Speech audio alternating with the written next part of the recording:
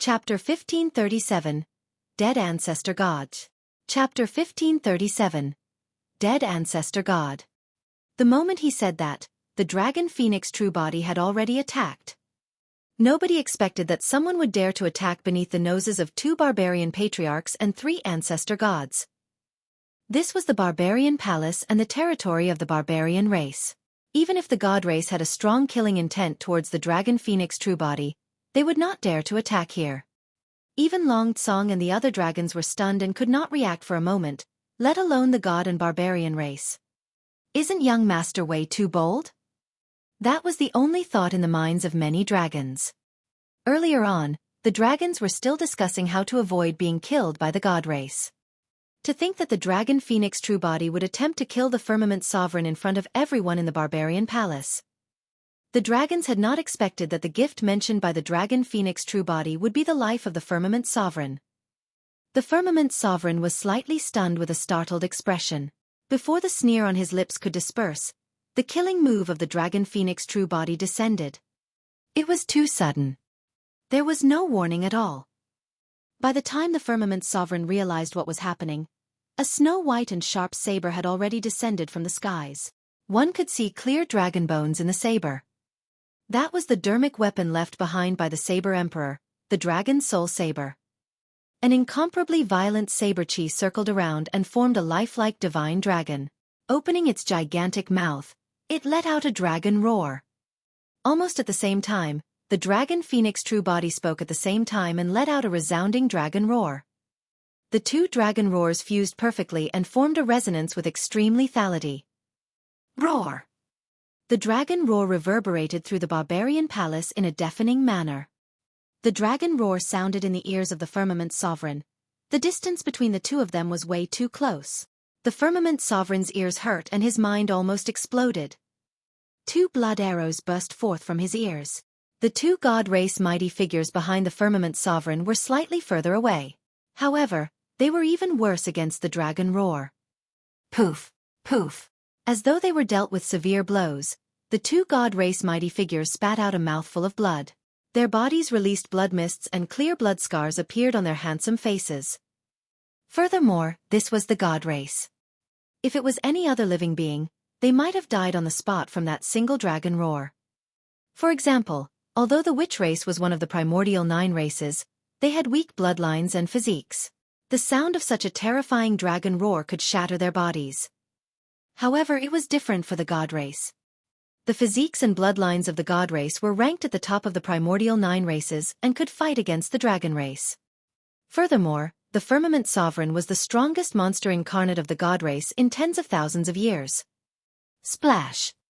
Without the need for him to channel it himself, his body would naturally react and his divine blood circulated on its own given the intense simulation. Instantly, it was raised to the tsunami blood realm. The stinging pain in his ears and the roaring in his mind vanished instantly.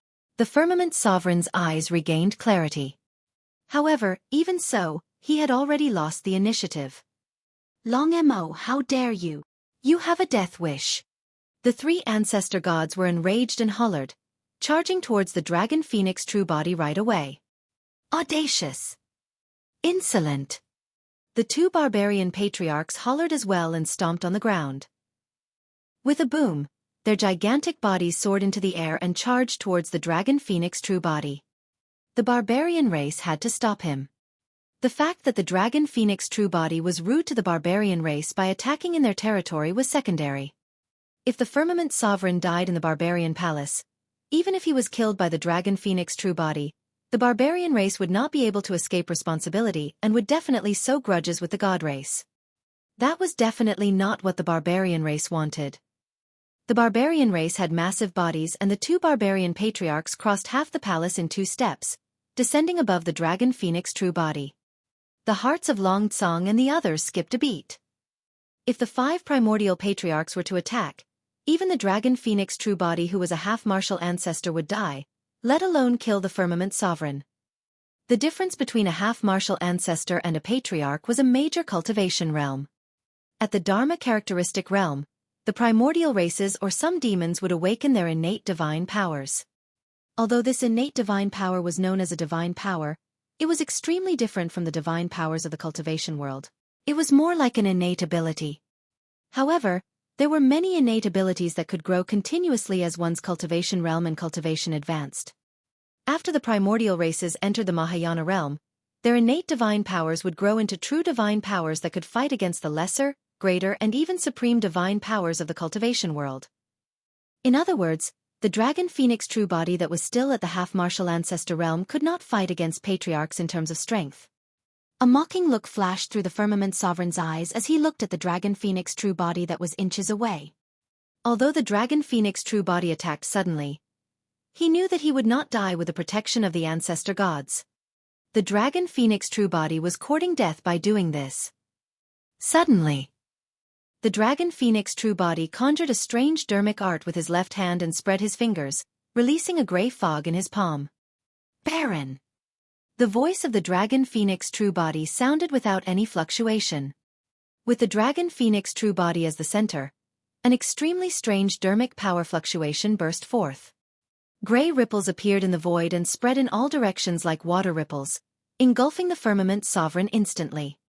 The firmament sovereign's expression changed. He could clearly sense that his lifespan was decreasing at a terrifying speed. Even his divine blood could not stop it. The grey-colored ripples spread and enveloped the two patriarchs of the barbarian race and 3 ancestor gods in the blink of an eye. Pest! The expressions of the 2 barbarian patriarchs changed as they gasped. Mahayana patriarchs had even sharper senses.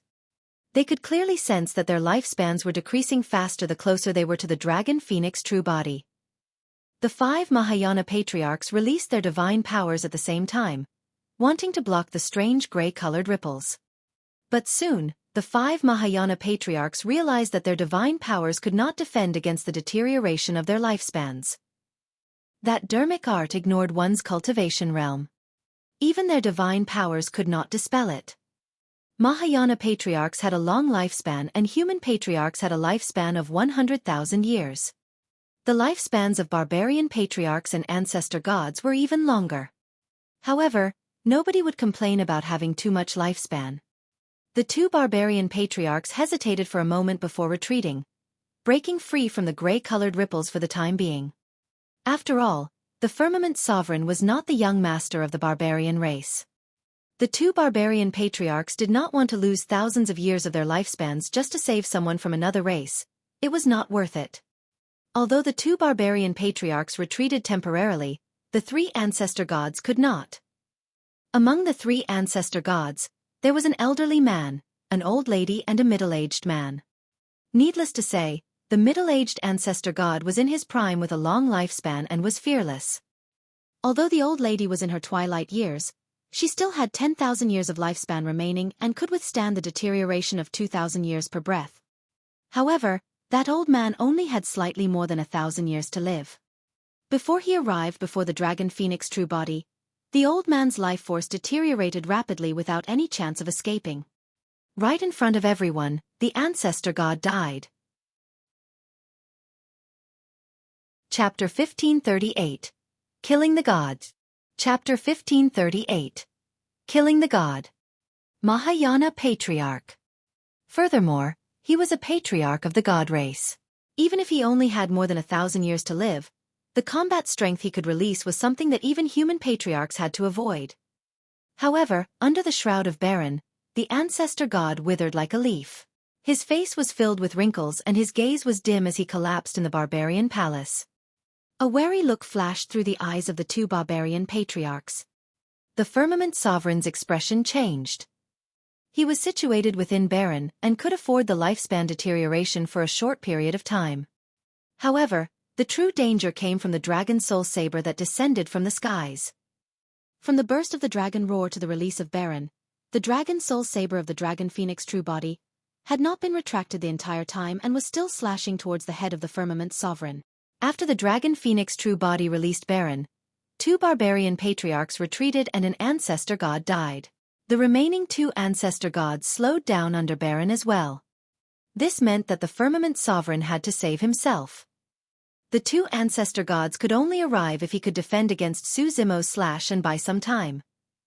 When the Firmament Sovereign saw the coldness in the Dragon Phoenix True Body's eyes, his heart skipped a beat. The killing intent of the Dragon Phoenix True Body was way too immense. Humph. The Firmament Sovereign channeled his essence spirit and his blood chi surged as he channeled his bloodline wildly, wanting to release his bloodline phenomenon to defend against the Dragon Soul Saber. Suddenly, the Firmament Sovereign's expression changed. The Dragon Soul Saber of the Dragon Phoenix True Body slashed down and released a saber intent. Under that saber intent, the divine blood in his body froze. How could this be? The Firmament Sovereign was shocked. The divine blood of the god race could be cultivated to the realm of a bloodline phenomenon innately. But now, against the envelopment of the saber intent, even tsunami blood had vanished, let alone a bloodline phenomenon. His divine blood gradually calmed down and became silent and motionless within his body. Even the dragons did not recognize that slash. The Dragon Phoenix True Body attacked with the determination to kill the Firmament Sovereign here. He did not hold back at all and released the most powerful move in the Saber Emperor's inheritance, Sea Calming. Once Sea Calming was released, even if the Firmament Sovereign possessed incomparably strong divine blood, he would have to calm down. After losing the initiative, it was already too late for the Firmament Sovereign to condense a dermic art. His gaze intensified and his eyes turned golden instantly, shining brightly. Visual technique. The instant release of a visual technique was the only method that could turn defeat into victory and negate the danger right now. However, the moment he released his god's eye, he saw an even brighter red light burst forth from the eyes of the Dragon Phoenix True Body. Illumination Eye. This was a visual technique that was even more terrifying than the Illumination Dragon Eye. The two visual techniques collided first in midair. The moment the golden light made contact with the red light, it began to dissipate. The red light surged in and entered the eyes of the Firmament Sovereign instantly. Ah! The Firmament Sovereign shrieked tragically and his eyes were blinded by two red beams of light. He almost fainted from the pain. However, as the strongest monster incarnate of the god race, he could still maintain his clarity and knew that the true danger had just arrived. It was the Dragon Soul Saber above his head. The Firmament Sovereign did not even have time to summon his Destiny Dermic weapon, and could only raise his arms instinctively to defend against the Dragon Soul Saber. Poof! The blade descended and severed two of the Firmament Sovereign's arms without any resistance. Thereafter, right in front of everyone, the blade entered the top of the Firmament Sovereign's head and slashed down unhurriedly. It tore through his consciousness and destroyed his essence spirit, splitting him into two. The two halves of the Firmament Sovereign's body slid down the blade slowly. The blade sliced through the flesh and bones of the Firmament Sovereign with a jarring sound. The Dragon Soul Saber was way too sharp. That was a dermic weapon left behind by the Saber Emperor, and was a true divine weapon that even the body of the Firmament Sovereign could not defend against. Under the envelopment of Sea Calming Saber intent, although the body of the Firmament Sovereign was split into two, the blood from the wound and the organs that were exposed were still frozen in his body. Not a single drop of blood splattered. Instantly, the entire Barbarian palace fell into a dead silence. The young master of the Barbarian race, the two Barbarian patriarchs and the dragons were so shocked that they forgot to breathe. The young master of the god race, the renowned Firmament Sovereign, was slain in the Barbarian palace. Furthermore, it was right in front of 5 patriarchs of the primordial races. Moreover, the 5 patriarchs of the primordial races made their moves. They had already attacked at the first moment but still failed to save the Firmament Sovereign. More than that, an ancestor god even died first after his lifespan was exhausted. The entire process seemed long, but in fact, it occurred within a few breaths. The Firmament Sovereign did not die in futility. In that short period of time, the Dragon Phoenix True Body released many trump cards. First was the Dragon Roar and Sea Calming, followed by Baron and Illumination Eye. Big trouble. Long Shi and the others were pale and their hearts skipped a beat. Although the Baron of the Dragon Phoenix True Body was powerful, it was not fatal for patriarchs with sufficient lifespans. Furthermore, the power of Baron was dissipating. A trump card that could threaten patriarchs was already used. The Dragon Phoenix True Body was definitely in danger of dying in the wrath of the remaining 2 ancestor gods. Furthermore, this was the Barbarian Palace, the territory of the Barbarian race. The barbarian race must be furious that the dragon phoenix true body killed the firmament sovereign. If the barbarian race attacked the dragon phoenix true body as well. Long Mo, how dare you? How dare you kill in the barbarian palace? Don't think that the barbarian race won't dare to suppress you just because you're a taboo dragon phoenix. A barbarian patriarch shouted with a dark expression. Indeed, the barbarian patriarch lashed out right away. Cut the crap with him. The old lady ancestor god said sinisterly. Taboos are bloodthirsty. He's already so arrogant before he's fully grown. If he grows into an emperor, our primordial races will probably be massacred by him. Kill! The middle-aged ancestor god hollered and his blood chi burst forth. A gigantic sword appeared out of nowhere between his hands and he charged towards the dragon phoenix true body. The old lady ancestor god's spirit consciousness moved and a walking stick flew out from the ring on her finger. Gripping it, it landed on the ground with a boom and let out a piercing sound. Initially, the two barbarian patriarchs were hesitant. However, the two of them exchanged glances and decided to attack. Boom! Boom! Two tall figures swayed and arrived in the hall, exuding a savage aura as though an ancient divine being had descended with a rampant might. 4 Ancestor realm experts descended at the same time and attacked the dragon phoenix true body. In the blink of an eye, the dragon phoenix true body fell into immense danger. After entering the Mahayana to become a true patriarch, one's strength would increase exponentially. Their physiques and bodies would transform qualitatively. This difference was extremely difficult to make up for. Long Tsong and the others wanted to help the dragon phoenix true body, but they were powerless and could not approach him, let alone fight against the patriarchs. Chapter 1539. Battling the Ancestor Gods. Chapter 1539. Battling the Ancestor Gods. The might of an Ancestor realm expert was way too strong and arrived like a torrential storm with a suffocating pressure. With the power of Baron earlier on, the Ancestor gods were wary and did not exude their might. Now that Baron had dispersed, the 4 Ancestor realm experts no longer had any reservations and attacked one after another. The 2 Ancestor gods carried torrential killing intent and summoned their dermic treasures right away, slashing towards Suzimo. Dermic treasures were a major cultivation realm above dermic weapons. This was a qualitative transformation. This transformation was not something that any weapon refinement technique or rare materials could achieve. No matter what dermic weapon it was, it could only be called a dermic treasure after the refinement of divine powers. The more divine powers were tempered, the greater the power of the dermic treasure. A dermic treasure refined by a single lesser divine power was naturally inferior to a dermic treasure refined by 10 lesser divine powers.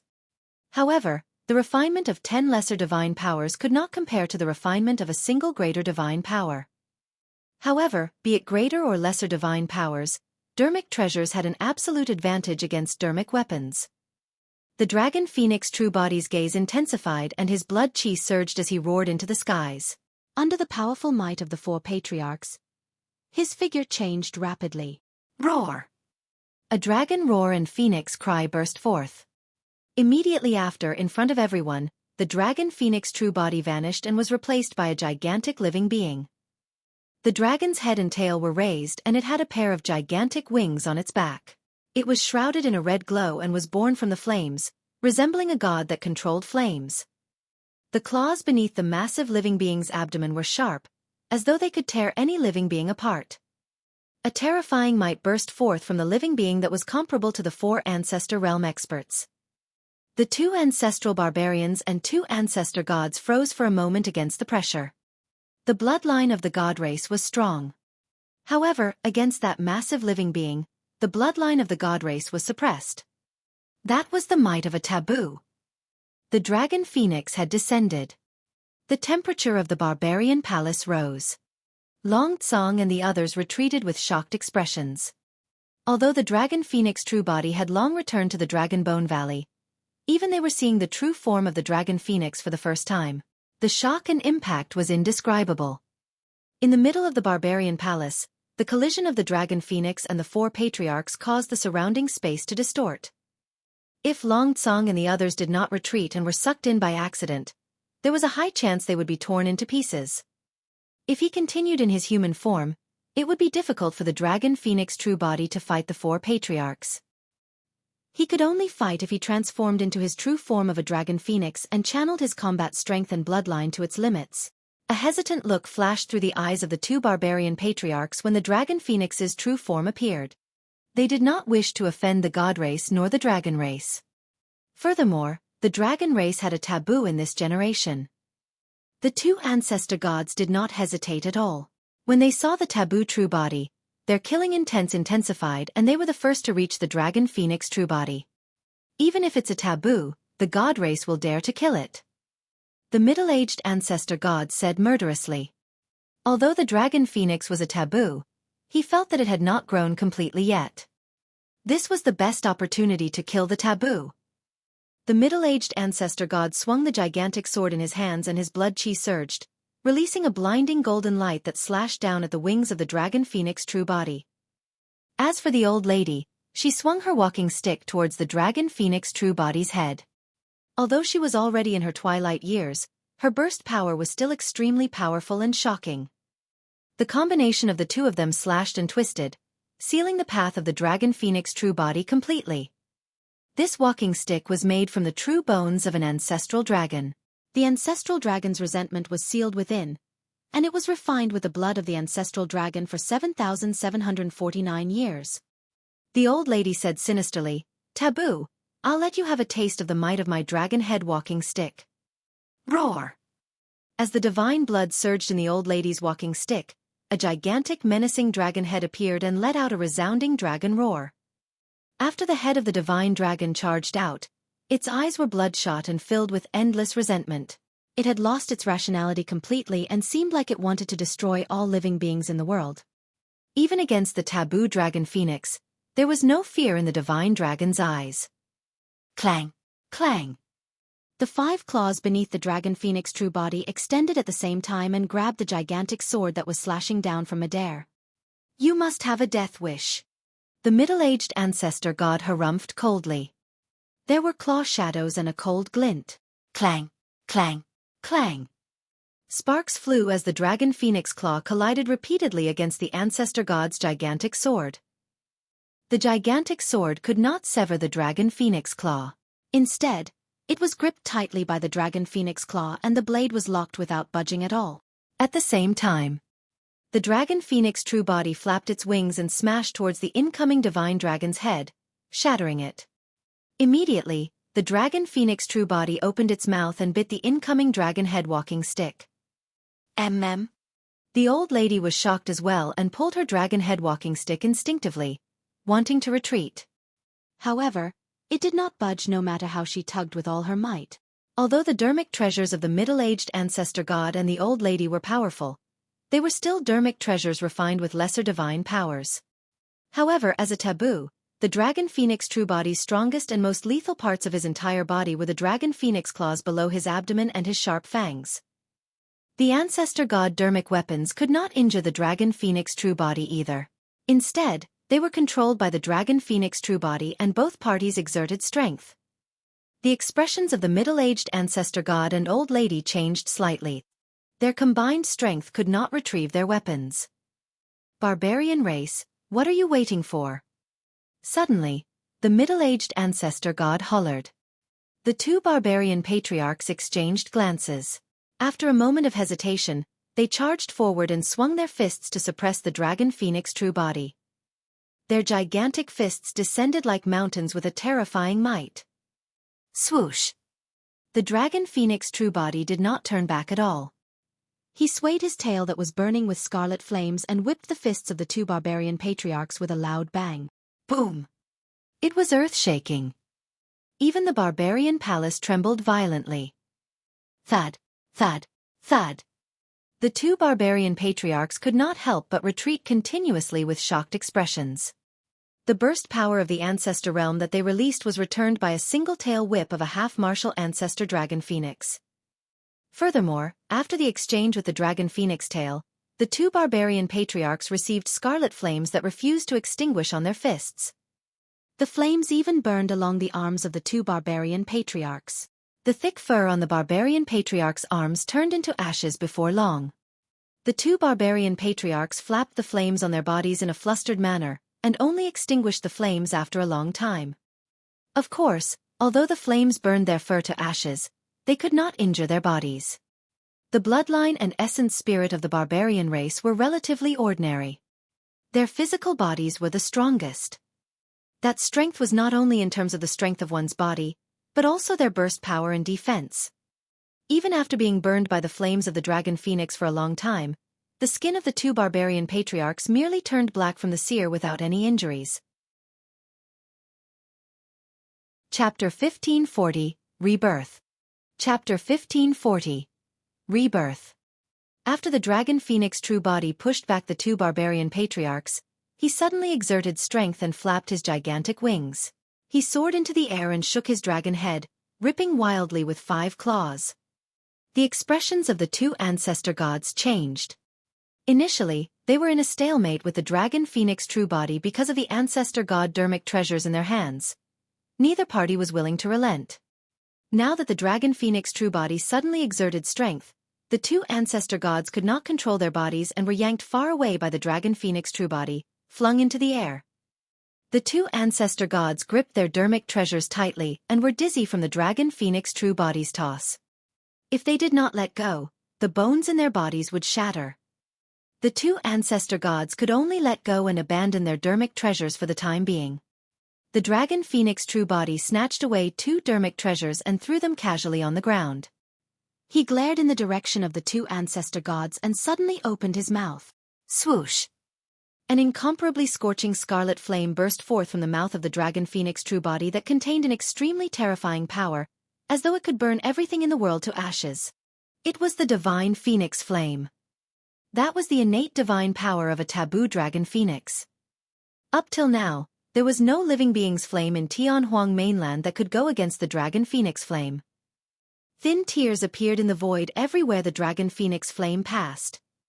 The flame transformed into 2 red beams of light and arrived before the two ancestor gods in the blink of an eye. The middle-aged ancestor god and old lady had grim expressions and did not dare to be careless as the storage ring on their fingers shone. A gigantic golden shield appeared in both their hands. Bang! Bang! There were 2 loud bangs. The middle-aged ancestor god and old lady erected the 2 golden shields in front of them. Sand and gravel flew as the gigantic shield shone with a blinding light to defend against the 2 incoming dragon phoenix flames. The dragon phoenix true body channeled its essence spirit to its limits. The might of the dragon phoenix flames increased exponentially and gradually devoured the golden light. It struck the 2 gigantic golden shields and continued burning. However, the 2 golden shields were also dermic treasures. Although the might of the dragon phoenix flames was terrifying, it could not penetrate the defense of the gigantic golden shield. The dragon phoenix true body's gaze was resolute and he had no intention of stopping. He continued releasing. The dragon phoenix flames engulfed the gigantic golden shield's whole and continued burning relentlessly. Many flames even wrapped around the gigantic golden shields and landed on the walls of the barbarian palace. The gigantic boulders melted into lava in the blink of an eye and flowed down the wall slowly. Even the ceiling of the barbarian palace shook. The 2 barbarian patriarchs had just steadied themselves when they saw that. Suddenly, both their expressions changed and their pupils constricted. Right in front of the 2 of them, the gigantic golden shield in the hands of the 2 ancestor gods transformed gradually and turned into a scarlet color that was almost transparent. The gigantic golden shields were burned through by the dragon phoenix flames. Ugh! The 2 ancestor gods behind the gigantic golden shields grunted. The gigantic golden shields were burned to such an extent and the palms of the 2 ancestor gods were injured. Unable to hide any longer, they soared into the air. Boom! The dragon phoenix flames intensified and sent the gigantic golden shields flying. Instantly, they devoured the 2 ancestor gods. If it was a patriarch of the human race, he would most likely die if he was devoured by the dragon phoenix flames.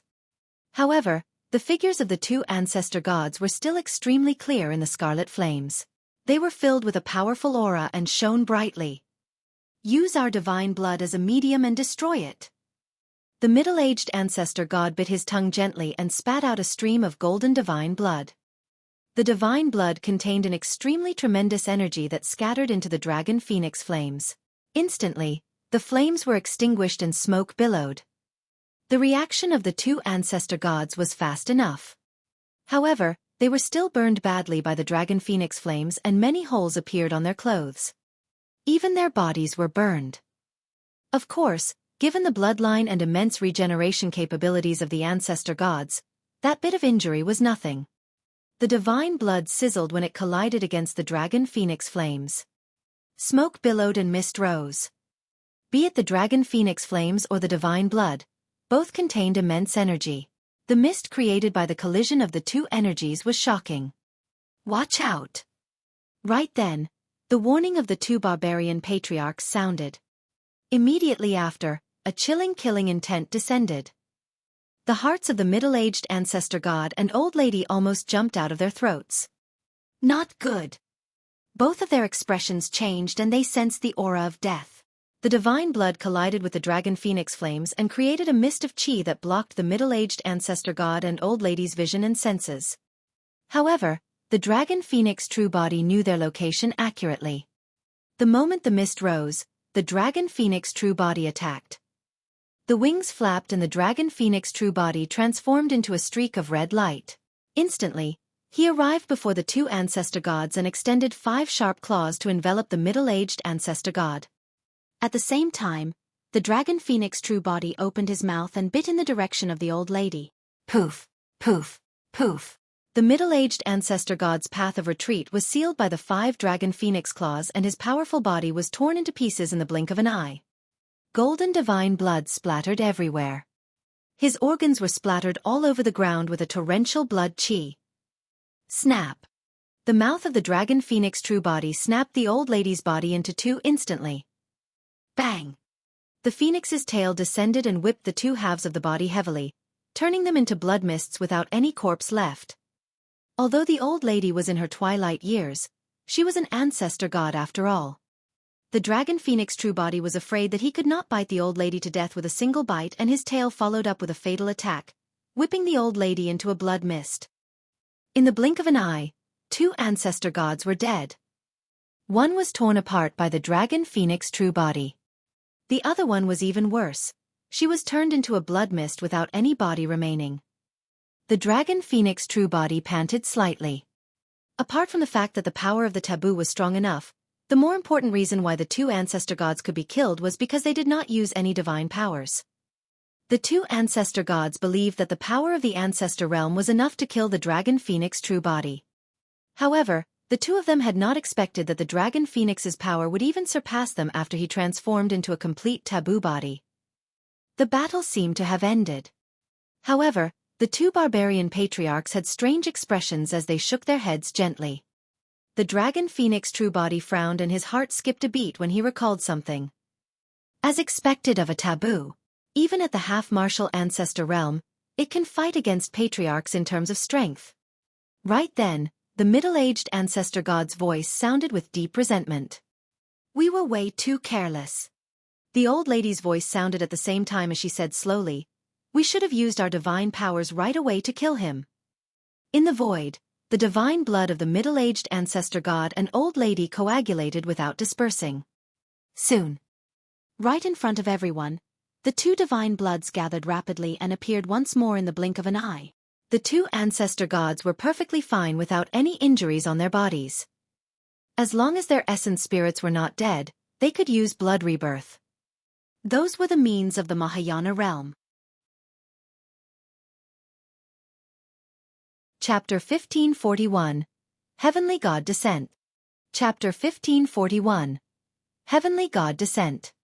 At the Mahayana realm, it was too difficult to kill someone who had comprehended the divine power of blood rebirth. Even if their physical bodies were destroyed, as long as their essence spirits were still alive and a single drop of blood remained, they could release their divine powers and make use of that single drop of blood to reconstruct their entire bodies. Shoo! Shoo! With a thought of their spirit consciousnesses, the gigantic sword Dermic treasure and the dragon head walking stick turned into 2 streams of light that returned to their hands. Fellow Taoists of the barbarian race, there's no need to hold back. Summon your divine powers. The middle-aged god race being said coldly. Heavenly God descent. The middle-aged ancestor god and old lady shouted at the same time.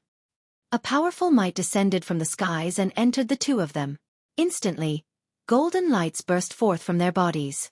That was a lesser divine power that was the easiest for the god race to comprehend. That divine power could allow the god race to obtain an immense increase in their strength in a short period of time using the power of the immemorial heavenly god from an unknown location. In fact, two gigantic heavenly god phantoms appeared behind the two ancestor gods and shone brightly with a tremendous might. Barbarian strength. The two barbarian patriarchs released their divine powers at the same time. When that barbarian divine power was released, streams of aura surged from the two barbarians and scurried on the surface of their bodies like countless little rats. In the blink of an eye, the flesh of the two barbarian patriarchs expanded. This is bad. Long Tsong was secretly alarmed as he slapped his storage bag, wanting to send a message to the Dragonbone Valley to get patriarchs of the dragon race to come and save them. You guys want to leave after killing our young master of the god race. The two god race mighty figures who spat out blood from the shock of the dragon phoenix true body noticed this and lunged towards Long Tsong and the others. Both god race mighty figures hated the dragon phoenix true body to the core. However, they could not win him either and were fuming internally. Now, they finally found an opportunity to vent their frustrations. The two god race mighty figures were naturally paragons of the god race to be able to be qualified to accompany the firmament sovereign for the visit to the barbarian race. They were confident that they could kill the dragons. Humph. Long Tsong's expression darkened with killing intent as he said coldly, "How dare the likes of the two of you dream of touching me?" He could not interfere in the battle between the dragon phoenix true body and the four patriarchs. However, he was a five-clawed divine dragon. Apart from the dragon phoenix true body, he had never feared anyone of the same cultivation realm. When he entered the barbarian palace, the two god race mighty figures even berated him. At that time, Long Tsong's killing intent was triggered. However, he had reservations and did not dare to attack the two god race mighty figures right in front of the five ancestor realm experts in the barbarian palace. But now, the dragon phoenix true body had already attacked and killed the firmament sovereign as well as one of the ancestor gods. Long Tsong no longer had any reservations. At the most, he would think about the consequences after killing to his heart's content. Kill! Long Tsong's gaze intensified as he strode towards the two god race mighty figures. Bang! Bang! Bang! He fought against the two god race beings in melee combat and their aura, flesh and bones collided repeatedly with dull thuds.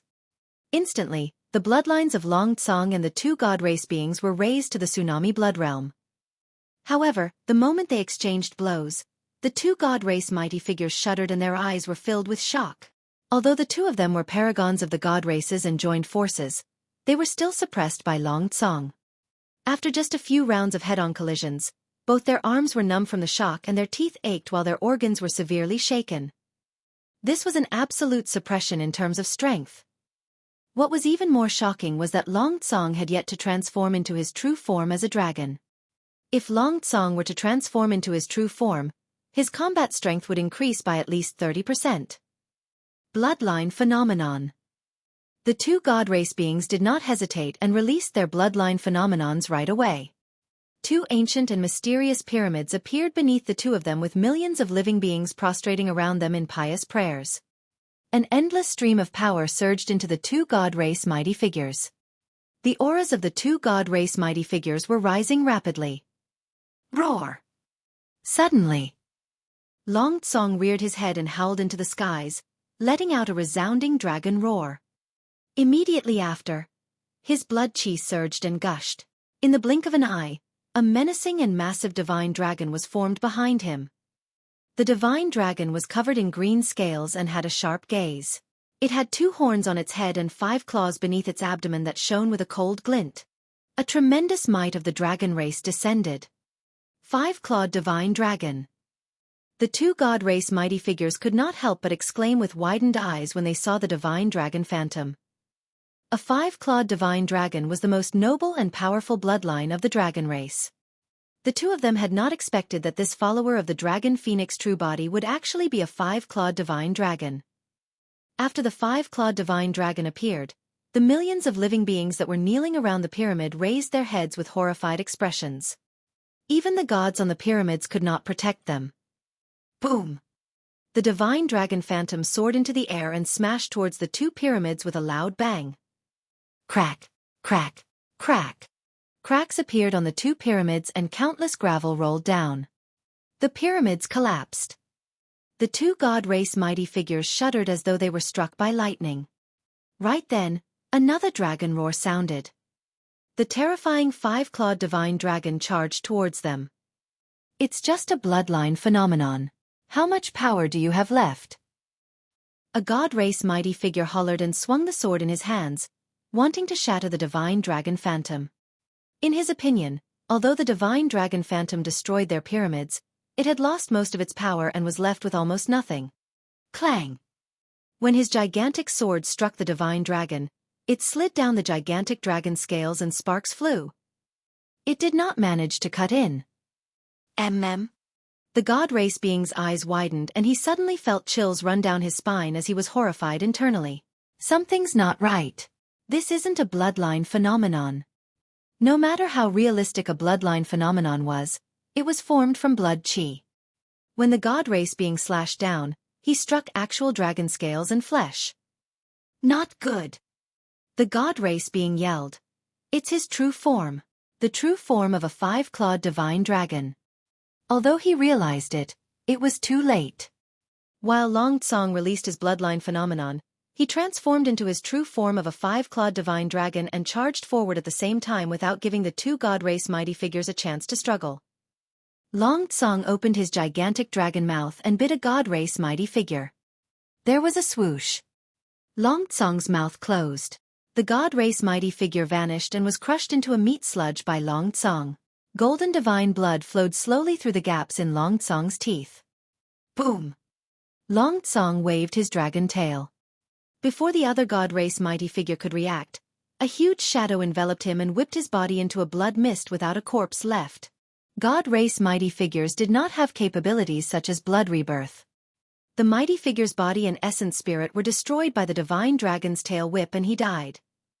When Long Tsong released his might, two god race mighty figures died. Chapter 1542. Reverse Scale Dissipation. Chapter 1542. Reverse Scale Dissipation. Although Long Tsong killed the two god race mighty figures, it did not affect the current situation at all. Even though he had transformed into his true form as a five-clawed divine dragon, he was not qualified to interfere in the battle between the Ancestor realm. The two barbarian patriarchs and two ancestor gods released their divine powers one after another.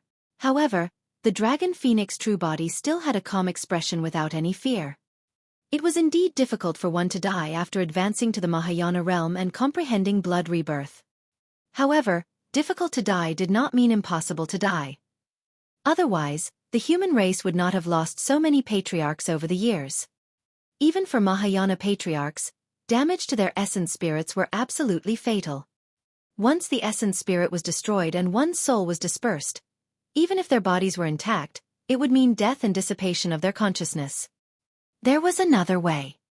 If a Mahayana patriarch had every single fiber of life in his flesh destroyed without even a single drop of blood remaining, even if his essence spirit was intact, he would not be able to reconstruct his body.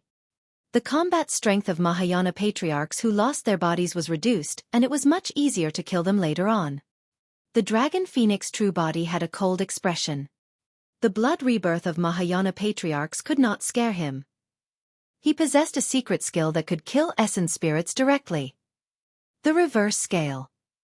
The glabella of the dragon phoenix true body shone when he saw the two barbarian patriarchs and two ancestor gods charge forward. His massive spirit consciousness compressed continuously and a shuddering spirit consciousness fluctuation spread. A palm-sized scarlet scale slowly floated out from the glabella of the dragon true body. It was in the shape of a crescent and looked ordinary. However, the appearance of the dragon scale caused the entire world to tremble. It was as though space had frozen. The reverse scale had descended. The dragon phoenix true body believed that even if the four patriarchs of the primordial races were not killed by the reverse scale, their essence spirits would be severely injured. At that time, he would be able to gain an absolute advantage and crush them. the expressions of the two barbarian patriarchs changed. However, there was no fear on the faces of the two barbarian patriarchs. Instead, there was a look of incredulity. Impossible! The two barbarian patriarchs were alarmed. The young master of the barbarian race looked at everything with widened eyes in disbelief as well. After the reverse scale appeared, beyond the dragon phoenix true body's expectations, although the four patriarchs of the primordial races paused, they did not condense their essence spirit secret skills to defend. The two ancestor gods frowned slightly with bewildered expressions. The dragon phoenix true body's heart skipped a beat as he narrowed his eyes. Right in front of him, the reverse scale that had just been formed dissipated rapidly and vanished in the blink of an eye. Ha ha! The middle-aged ancestor god heaved a sigh of relief and burst into laughter. Longemo, you're truly foolish. You're only asking to be humiliated by releasing an essence spirit secret skill in the territory of the barbarian race. Every single one of the primordial 9 races specialized in different strengths and domains. Every single primordial race had a different weakness. For example, the witch race had the weakest physique and bloodline among the primordial 9 races and were not much different from ordinary humans. However, the witch race was the strongest in terms of essence spirit cultivation and comprehension. For the barbarian race, it was the opposite. The barbarian race had an extremely strong physique, and their cultivation of their bodies alone surpassed the dragon and god race. However, the barbarian race had the weakest essence spirit cultivation among the primordial 9 races. In the primordial and ancient wars, almost no expert of the same cultivation realm could hurt or severely injure the barbarian race. However, many barbarians died in the 2 battles. Most of their bodies were left intact. They died to essence spirit secret skills. That was the reason why the ancient barbarian emperor used a divine power in the territory of the barbarian race such that no essence spirit secret skills could be conjured. In the territory of the barbarian race, dermic arts, divine powers or one's body and bloodline could be used. The only thing they could not release was essence spirit secret skills. Actually, the 2 barbarian patriarchs were already shocked when the dragon phoenix true body could condense the reverse scale. With the divine power of the ancient barbarian emperor in the territory of the barbarian race, essence spirit secret skills could not even be condensed, let alone released. Earlier on, the reverse scale was truly formed. However, it could not defend against the divine power left behind by the ancient barbarian emperor and dissipated rapidly. The dragon phoenix true body realized this before long. This change was somewhat beyond his control. Kill! The middle-aged ancestor god hollered and the heavenly god phantom swayed. His body shone brightly as he swung his gigantic sword and charged forward once more. The old lady swayed as well and made use of the divine power of heavenly god descent. Instantly, she raised her dragon head walking stick and smashed it down with an overwhelming might. 2 barbarian patriarchs charged forward as well. The dragon phoenix true body could sense that the barbarian race was still wary and restrained themselves, not releasing their dermic treasures. Even so, the power released by the 4 patriarchs when they used their divine powers was still extremely terrifying and could kill him. Without hesitation, the dragon true body channeled his essence spirit and a spirit turtle appeared on the surface of the sea in his consciousness, roaring into the skies. Condense! The dragon true body hollered. A divine light burst forth from his glabella and condensed in midair. Buzz! A divine power that shook the world descended. In front of the dragon true body, a gigantic stone shield appeared with a wave of his hands. It was rough and ancient with curved patterns etched on it in a mysterious manner. The stone shield resembled an ancient turtle shell. The ravines on the turtle shell were already shining brightly with a mysterious luster. It was an innate divine power of the mystic classic of the 12 demon kings of the great wilderness, the spirit turtle shield. This was also the strongest defensive technique of the dragon phoenix true body. Almost the moment the spirit turtle shield was formed, the attacks of the 4 patriarchs descended. Clang! Clang! The gigantic sword and dragon head walking stick struck the spirit turtle shield almost at the same time. Bang! Bang! The fists of the 2 barbarian patriarchs struck the spirit turtle shield as well and let out a loud bang. The scene seemed to have frozen. After a momentary pause, a bedazzling glow burst forth from the spirit turtle shield and a rampant aura surged. Snap! The spirit turtle shield shattered. Both the gigantic sword and the dragon head walking stick were repelled. The two barbarian patriarchs retreated half a step as well. The dragon phoenix true body was in an even worse state as he descended rapidly. With a boom, he smashed heavily into the ground, causing sand and rocks to fly everywhere as dust billowed. Cough. The dragon phoenix true body coughed out a mouthful of blood and felt immense pain all over his body. His bones and tendons felt like they were about to split. After the four patriarchs released their divine powers, their strength increased exponentially. That sort of power from divine powers was way too strong. Although the spirit turtle shield blocked most of the divine power, much of it still surged into his body and dealt a huge blow to his body. "Young master!" Long Tsong and the others exclaimed when they saw that. "Don't come!" The voice of the dragon phoenix true body sounded with an unquestionable tone. Long Tsong and the others stopped hurriedly. The dragons knew that they would only burden the dragon phoenix true body if they advanced rashly and would only drag him down. Long Tsong took out a messaging talisman from his storage bag and tore it apart instantly.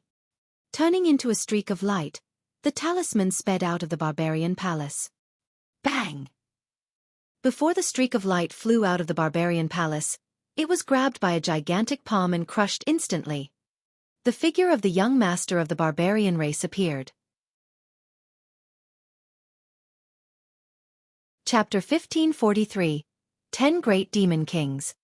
Chapter 1543. 10 Great Demon Kings. "Man who?"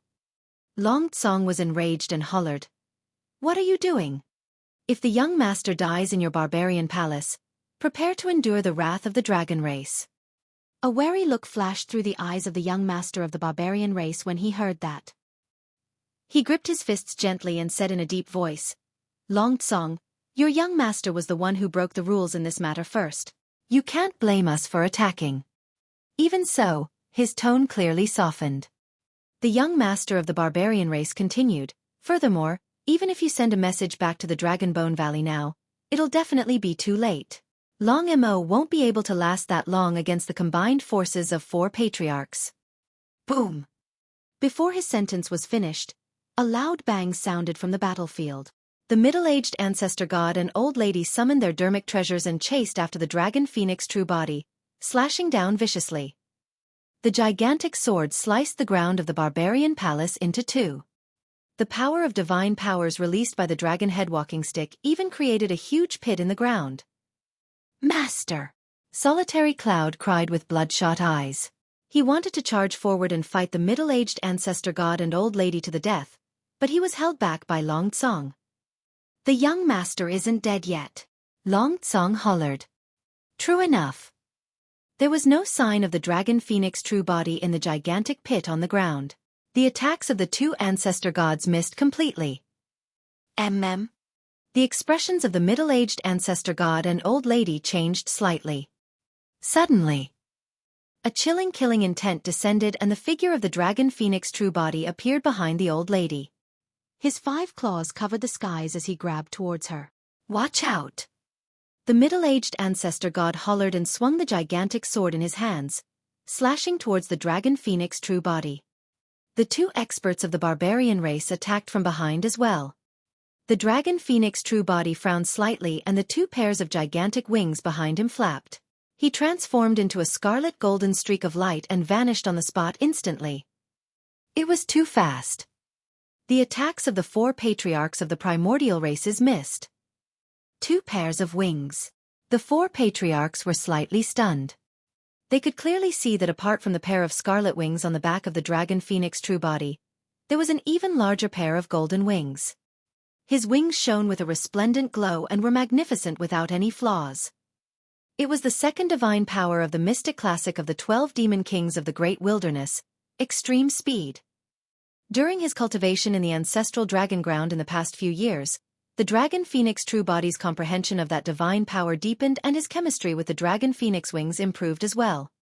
The current dragon phoenix true body was much faster than when he was escaping on Penglai Island. Against the encirclement of the 4 patriarchs of the primordial races, the dragon phoenix true body relied on his extreme speed divine power and was still moving with ease.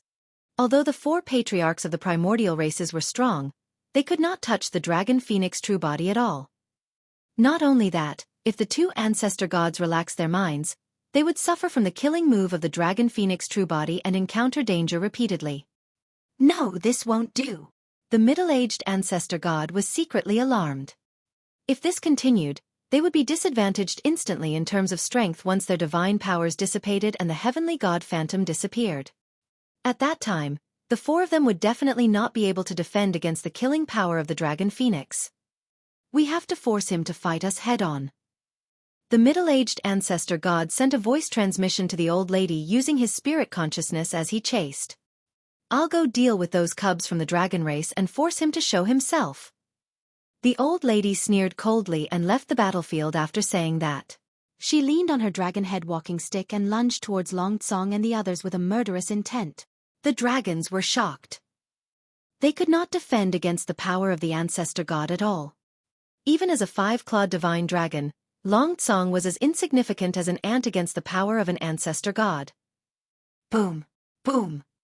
Suddenly, a gigantic, thick stone pillar descended from the void. The stone pillar was grayish-white and there was a five-clawed divine dragon climbing on it. It exuded an ancient aura and possessed a rampant might that could suppress the 10,000 races. It was another innate divine power of the dragon phoenix true body, the ancestral dragon divine pillar. The ancestral dragon divine pillar descended from the skies and was thousands of feet long. It created a huge hole in the roof of the barbarian palace and smashed down towards the old lady. Good timing. The old lady's expression was unchanged as she channeled her blood chi and swung her dragon head walking stick, striking viciously at the ancestral dragon divine pillar. Boom! There was a deafening bang. A series of cracks appeared on the ancestral dragon divine pillar, and it shattered into nothingness in the blink of an eye. The middle-aged ancestor god charged over as well and swung the gigantic sword in his hands. He ignored the dragon phoenix true body and charged towards Long Tsong and the others. He knew very well that even if he attacked the dragon phoenix true body, it would be useless. Before his gigantic sword descended, the dragon phoenix true body would make use of his extreme speed divine power to leave first. What he wanted to do was to force the dragon phoenix true body to attack them and fight them head-on. The two barbarian patriarchs frowned slightly. As Mahayana patriarchs, they were already bullying the young by attacking a half-martial ancestor. Now that they even used such despicable methods, the two barbarian patriarchs were disgusted. The barbarian race had always been open and aboveboard in their actions. When they saw that, the two barbarian patriarchs hesitated for a moment and did not charge forward. The dragon phoenix true body appeared and shielded Long Tsong and the others. He glared at the middle-aged ancestor god and old lady with a cold expression. Young master, leave this place and don't worry about us. Long Tsong realized that the patriarchs of the primordial races could not injure the dragon phoenix true body at all.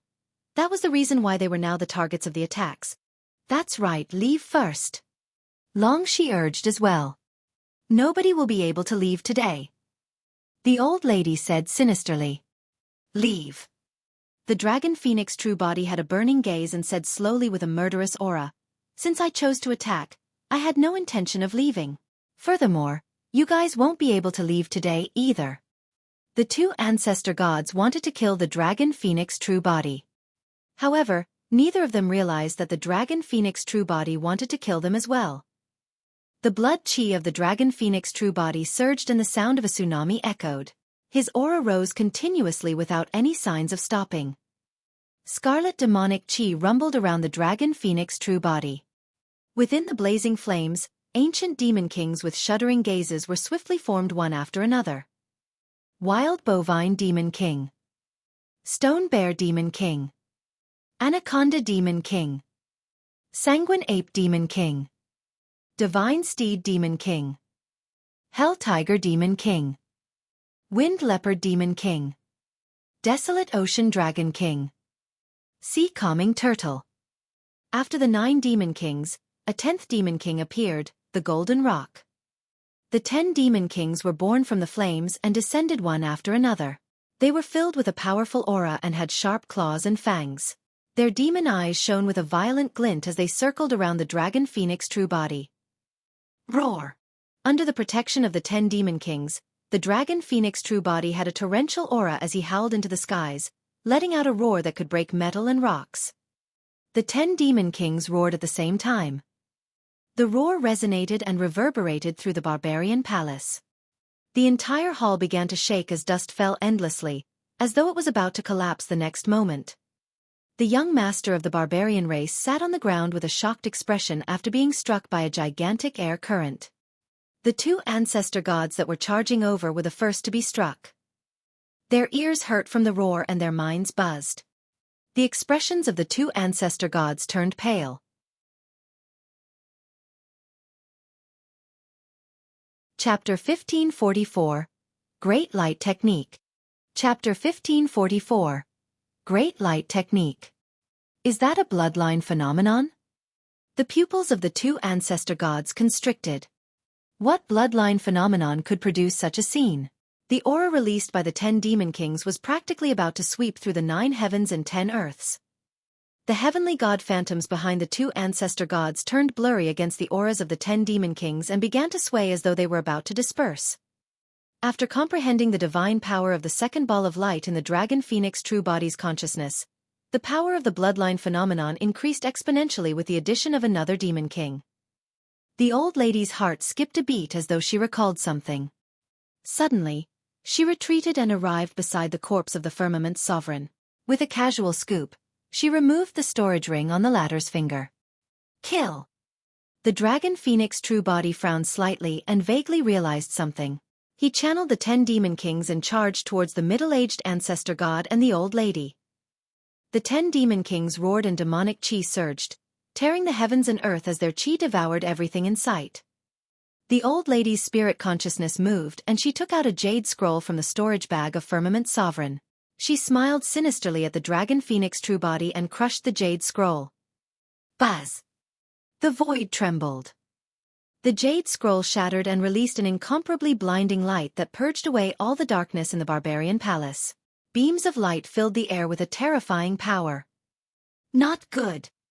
That's the divine power of the god race, the Great Light Technique. The 2 barbarian patriarchs exclaimed and retreated, avoiding the streaks of light. An extremely brilliant method was required to seal a divine power in a jade scroll. The greater divine power sealed in the jade scroll was a life-saving method prepared for the firmament sovereign. However, nobody expected the dragon phoenix true body to attack without warning and release many killing moves consecutively. In 2 to 3 breaths, he killed the firmament sovereign. He did not even have the chance to take out the jade scroll. By sealing the divine power in the jade scroll, a lot of its power would definitely be lost. Even so, it was a greater divine power that was sealed in the jade scroll after all. It was bright and pervasive, filling the entire place. Even if Su Zimo released his extreme speed divine power, he had nowhere to hide. Every single ray of light released by the Great Light Technique was as thin as a hair, and was difficult to identify with the naked eye. However, they possessed an extremely terrifying power. The 10 demon kings were enveloped by the Great Light Technique and revealed pained expressions. Their flesh was pierced and fresh blood dripped. Even if the power of that greater divine power was reduced, it was enough to kill a Mahayana patriarch. Even the 2 barbarian patriarchs did not dare to approach. The physique of the barbarian race was indeed strong and their defense was shocking. However, they were only at the early stage Mahayana realm and had only comprehended some lesser divine powers. They could not defend against the power of a greater divine power. Long Mo, you'll definitely die today. The old lady laughed sinisterly. The moment the Great Light Technique descended, the 10 demon kings were destroyed by the divine power and their bodies were penetrated, riddled with holes. The dragon phoenix true body spat out a mouthful of blood as well as the feathers on his body fell with a pale expression. He had released all his means.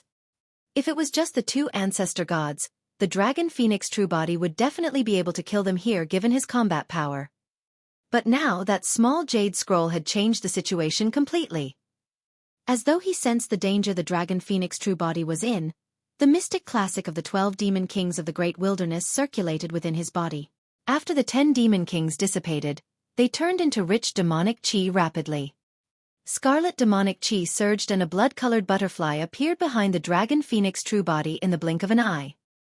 The blood butterfly spread its wings with 2 bright moons imprinted on them, glaring at the 2 ancestor gods like a pair of cold eyes. The blood butterfly was only around 10 feet wide. However, the two ancestor gods felt their scalps tingle and shuddered. "What is that?" the middle-aged ancestor god mumbled. Suddenly, the wings on the back of the blood butterfly flapped gently. That slight vibration was almost impossible to detect, but it triggered a shocking storm. The surrounding void distorted, changed, collapsed and caved in. Even the light that spread over distorted as it entered the void. Under the flap of the blood-colored butterfly, a rare darkness appeared around the dragon phoenix true body. The two powers collided in the barbarian palace.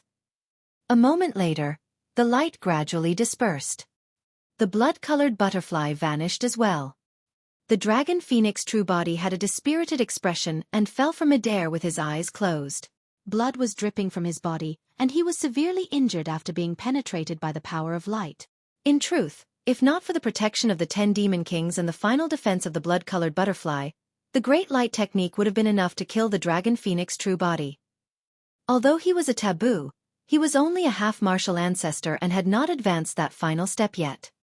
That step was a world of a difference. The power of a greater divine power was completely beyond what he could endure. "He's not dead," the old lady shrieked in disbelief. "It's a taboo dragon phoenix after all, and his life force is way too strong." The middle-aged ancestor god said coldly, however, "It doesn't matter anymore. The dragon phoenix is severely injured and is like fish on a chopping board that's waiting for us to cut." "Young master!" Long Tsong and the others shouted and wanted to charge forward. However, a tall figure appeared in front of the dragons and blocked their path. The young master of the barbarian race. "Man, who you again?" Long Tsong's expression turned cold and killing intent filled his eyes. "Brother Long Tsong, calm down." Man Who said darkly, "What's the difference between advancing now and courting death? That doesn't mean I can just let the god race kill my young master of the dragon race." Long Tsong shouted. Right then, two barbarian patriarchs appeared and stood in front of the dragon phoenix true body, blocking the path of the two ancestor gods. "What are you guys doing?" The middle-aged ancestor god's expression changed slightly as he questioned loudly. The barbarian patriarch on the left said in a deep voice, "Fellow Taoist, the barbarian race is partly to blame for the death of the firmament sovereign in our barbarian palace. However, now that the mistake has been made, the barbarian race can't commit a second mistake." The other barbarian patriarch nodded as well. "If we allow you guys to kill the taboo dragon phoenix here, how will the barbarian race account to the dragon race? Why? You barbarians want to protect him." The old lady shrieked, "Don't forget. He was the one who killed our young master first. A life for a life. It's only right, there's nothing you can't explain. This matter is extremely important and the two of us can't make the decision." A barbarian patriarch hesitated. "This is a matter between the god and dragon race. The barbarian race doesn't want to be embroiled." "Foo-foo." The middle-aged ancestor god sneered, "Right now, Tianhuang mainland is in chaos and our primordial 6 races have already joined forces. Prepare to rule over Tianhuang mainland once more. Does the barbarian race still want to live ignobly in this dilapidated place? Our primordial 9 races suffered immense losses in the primordial war. That was the reason why the human race was able to gain the advantage and seize the opportunity to rise through the ancient war. Humans are a bunch of opportunistic ants. It's time to take back the power that allowed these ants to rule over Tianhuang mainland for so long. Don't tell me that the barbarian race is willing to happily accept the crushing defeat of the ancient war? Doesn't the barbarian race want to reign over Tianhuang mainland once more and rule over the 10,000 races?" The repeated questions from the middle-aged ancestor god tempted the two barbarian patriarchs. The 4 patriarchs of the primordial races were in a standoff and no one noticed that the dragon phoenix true body not far away was gradually transforming.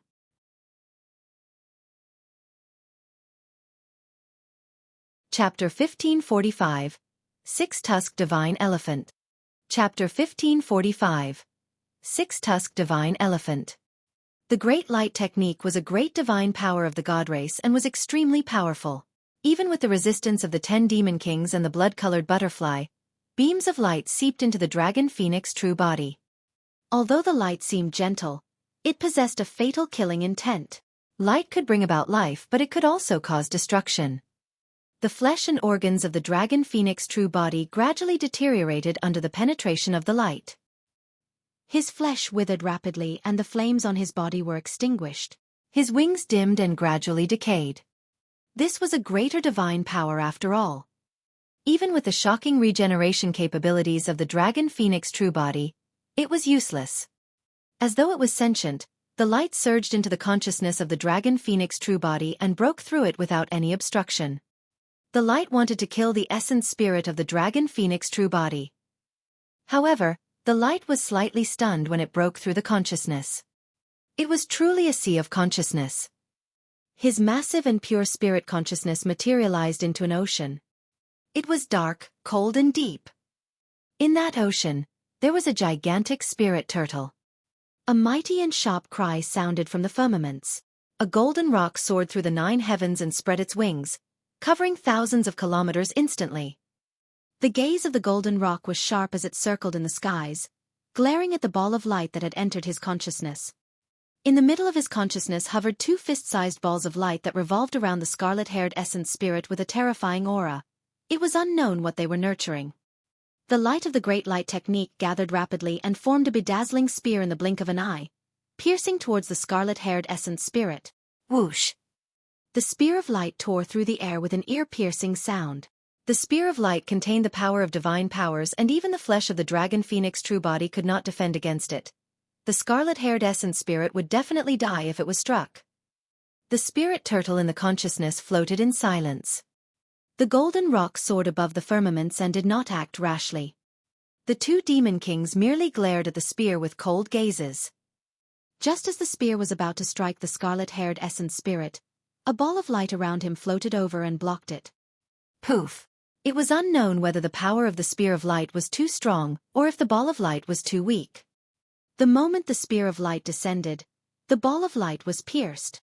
Time seemed to have stopped. Even the soaring golden rock froze in midair. The next moment, the earth and mountains shook. An extremely terrifying aura burst forth from the ball of light as a massive demon beast descended with an ancient aura. It was a divine elephant. The legendary divine elephant was extremely strong and could topple mountains with a single motion. A single sweep of its trunk could sweep away all the stars in the skies.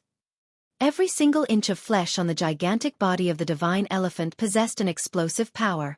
The most striking thing was the elephant's tusks on both sides of its trunk. An ordinary divine elephant only had a pair of elephant tusks.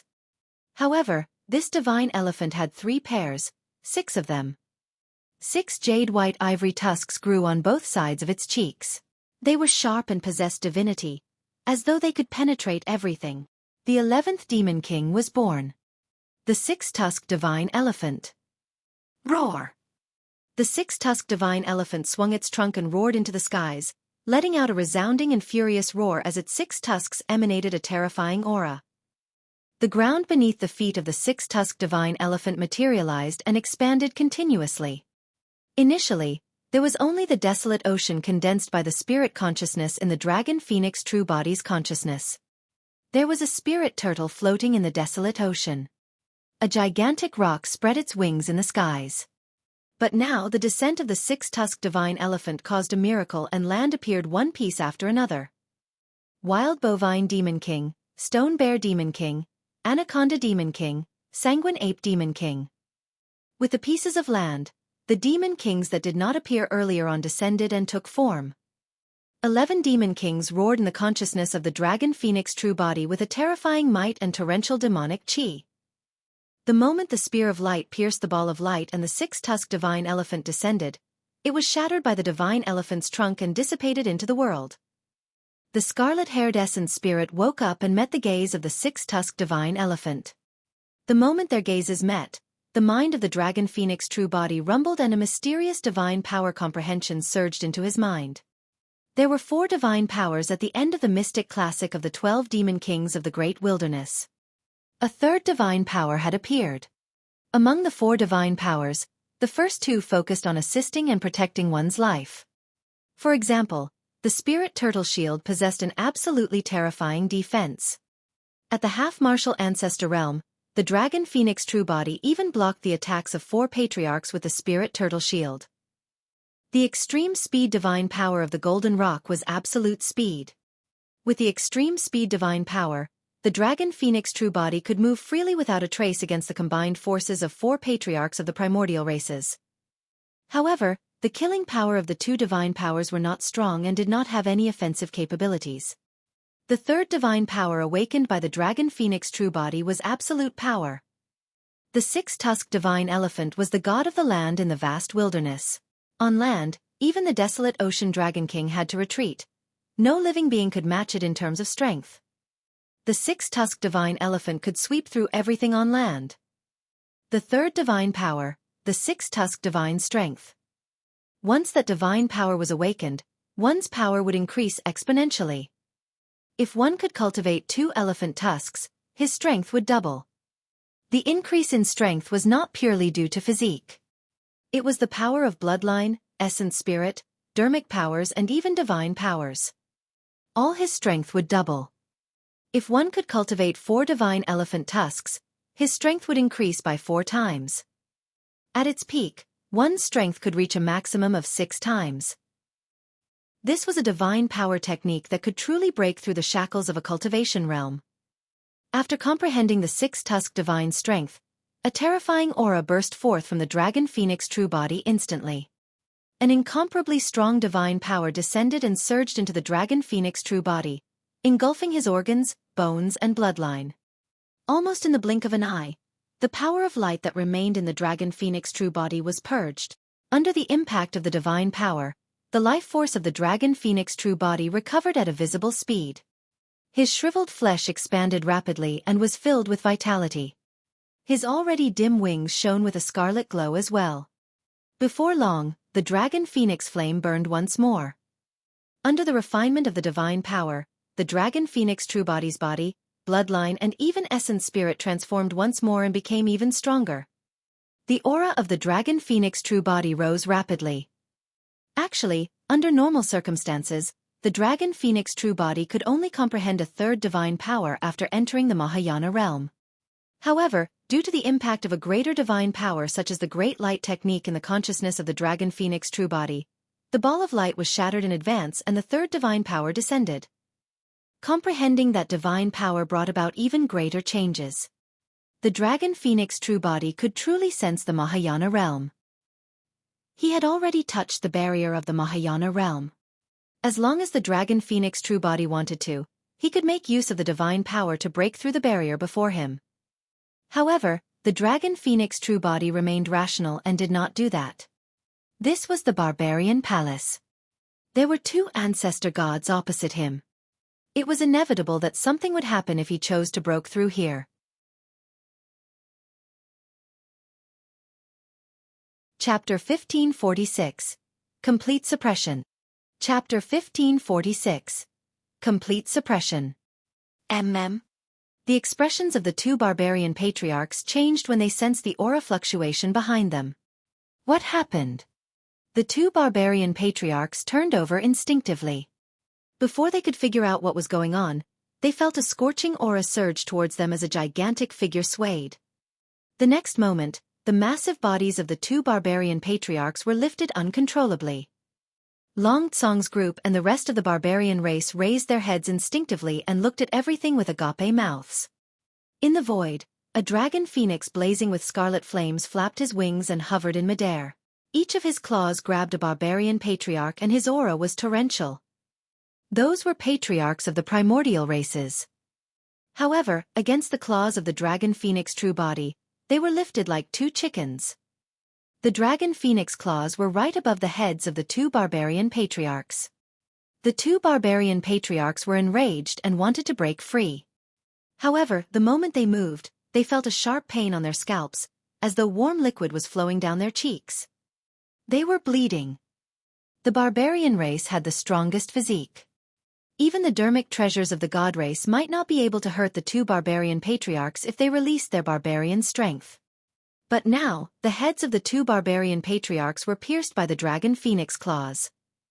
The 2 barbarian patriarchs had pale faces and shocked expressions, not daring to move. They could clearly sense that if they continued struggling, the Dragon Phoenix true body would be able to pierce their heads with a single thought from its spirit consciousness and kill their essence spirits directly. At that time, it would be useless even if they had blood rebirth. What happened to Long Mo? Even though he hasn't advanced to the Mahayana realm, he seems to be even stronger and more terrifying than before. Would Long Mo really kill us if he goes crazy? The two barbarian patriarchs were alarmed and scared as their imaginations ran wild. Right then, the Dragon Phoenix true body flung the two barbarian patriarchs to the back casually. The figures of the two barbarian patriarchs were like two mountains that transformed into two black shadows that smashed against the wall of the barbarian palace. Snap! The boulders on the wall shattered. The two barbarian patriarchs gasped and winced in pain as they slid down the wall slowly. Patriarchs! The young master of the barbarian race exclaimed as he rushed forward hurriedly to help the two barbarian patriarchs up. It's fine, it's fine. Although the two barbarian patriarchs were tossed against the wall, a look of joy from surviving a calamity flashed through their eyes. What's wrong with the young master? Long Shi was worried. Don't worry, the young master is still rational. Long Tsong said in a deep voice. The reason why the young master did not kill the two barbarian patriarchs should be because they stood out and blocked the two ancestor gods earlier on. However, because the two barbarian patriarchs joined forces with the two ancestor gods at the start, our young master slammed them against the wall as a small punishment. Just as Long Tsong was whispering to the dragons, a change happened on the battlefield. The Dragon Phoenix true body had a cold expression and charged towards the two ancestor gods unhurriedly. I thought that you had already broken through to the ancestor realm. So you're still only a half-martial ancestor. The middle-aged ancestor god swept his spirit consciousness and could not help but heave a sigh of relief when he sensed the cultivation realm of the Dragon Phoenix true body. He composed himself and sneered. The old lady said coldly, if you're a half-martial ancestor, you'll definitely die today. Kill! The two ancestor gods hollered and charged towards the Dragon Phoenix true body. The divine powers of the two ancestor gods surged and released divine lights. The heavenly god Phantom emitted an endless might that intensified the auras of the two ancestor gods. The Dragon Phoenix true body's gaze was burning. Suddenly, a gigantic divine elephant appeared behind him and swung its trunk, letting out a deafening roar at the two ancestor gods. Roar! The divine elephant cried and tore through the void. As though they were shocked, the heavenly god phantoms behind the two ancestor gods trembled slightly and revealed fearful expressions. Under the might of the divine elephant and its aura, the two heavenly god phantoms dissipated into emptiness. This scene caused an uproar. What did that mean? The divine powers released by the two ancestor gods were destroyed by the divine elephant. The six-tusked divine elephant descended and the world shook. Of course, there were only two elephant tusks on the six-tusked divine elephant's cheeks. After all, the Dragon Phoenix true body had just awakened this divine power and it was already his limit to cultivate two elephant tusks. Even so, the two elephant tusks were strong enough. This meant that the bloodline, physique, essence spirit, dermic powers, divine powers and all other powers of the Dragon Phoenix true body would double. What sort of an unimaginable concept was twice his strength? When cultivated to its limits, the tidal manual left behind by the Saber Emperor merely increased his strength by 90% and was less than twice. However, the power of the Dragon Phoenix true body doubled the moment he awakened the divine power of six-tusked divine strength. The Dragon Phoenix true body advanced and extended his gigantic menacing claws towards the middle-aged ancestor god. 5 cracks appeared in the void with that slash. The middle-aged ancestor god was shocked, but he tried his best to compose himself. With a deep roar, he channeled his blood chi and swung the gigantic sword in his hands towards the Dragon Phoenix claw. Clang! The gigantic sword struck the Dragon Phoenix claw and the sound of metal clashing echoed with sparks. Immediately after, his eyes widened. He felt a torrential force crush down along the Dragon Phoenix claw. His dermic treasure was like a toy against the Dragon Phoenix claw. In the face of that power, he was as insignificant as an ant. Shing! The Dragon Phoenix claw tore the middle-aged ancestor god apart as fresh blood splattered. His limbs were broken and his organs were splattered all over the ground with a torrential blood stench. Beside the Dragon Phoenix true body, the old lady swung her dragon head walking stick. The moment she charged forward, a large scarlet shadow appeared before her. Poof! The old lady's body was whipped into a blood mist by the casual sway of the dragon phoenix true body's tail. Complete suppression. Both ancestor gods reacted extremely quickly and escaped with their essence spirits right away. Before long, the middle-aged ancestor god used blood rebirth to reconstruct a new body and recovered with a pale expression. Blood rebirth was not omnipotent. Every single blood rebirth took a huge toll on the essence spirit. Given the power of his essence spirit, the middle-aged ancestor god could only release 3 blood rebirths at most. By the 4th time, his essence spirit would be exhausted and he would not be able to form a physical body even if he wanted to. The speed of the old lady's body formation had clearly slowed down. She was in her twilight years to begin with, and her lifespan was reduced by quite a bit by Baron in the beginning. Earlier on, her body exploded and her life force deteriorated rapidly after another huge battle. The old lady had almost exhausted the power of her essence spirit for this blood rebirth. Although the old lady was reborn, she seemed to have aged for 1,000 years in this short period of time. She had brown hair and the wrinkles on her face were even deeper, emanating an aura of decay.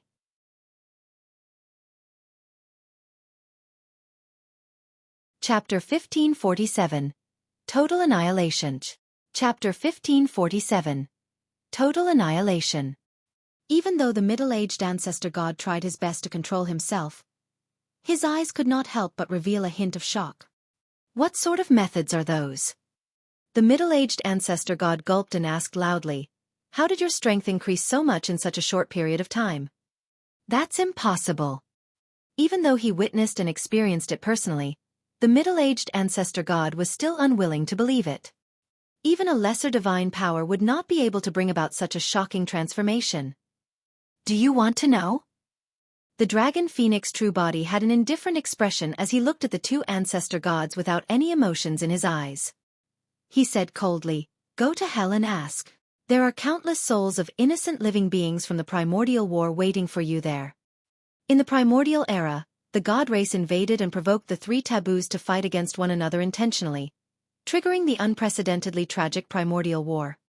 In that war, countless living beings and races perished. The god race was the culprit.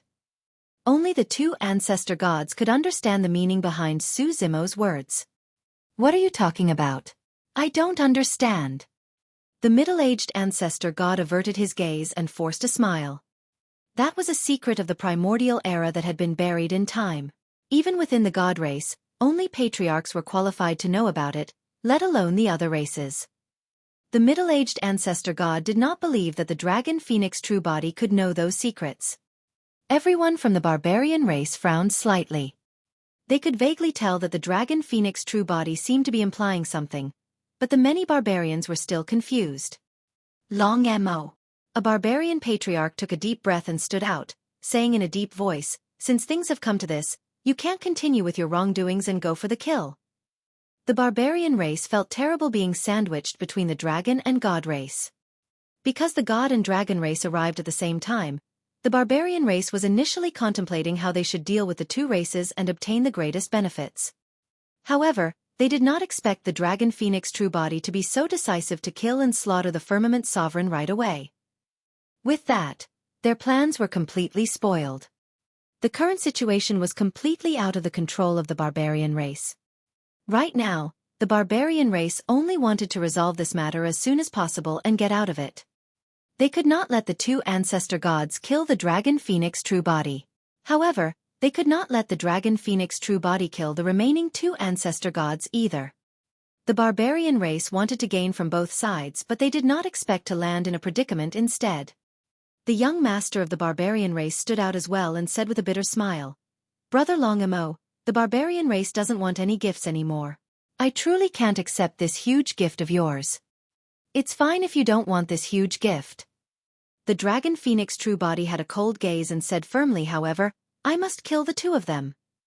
Actually, the moment he entered the barbarian palace and saw the god race, the dragon phoenix true body had already triggered his killing intent. The so-called gift was naturally just an excuse. By killing the god race, he could firstly force the barbarian race into making a decision. Secondly, it was because of the truth behind the primordial war. The dragon phoenix true body felt indignant. He was indignant for Night Spirit. He was indignant for the countless living beings and destroyed races that died in the primordial war.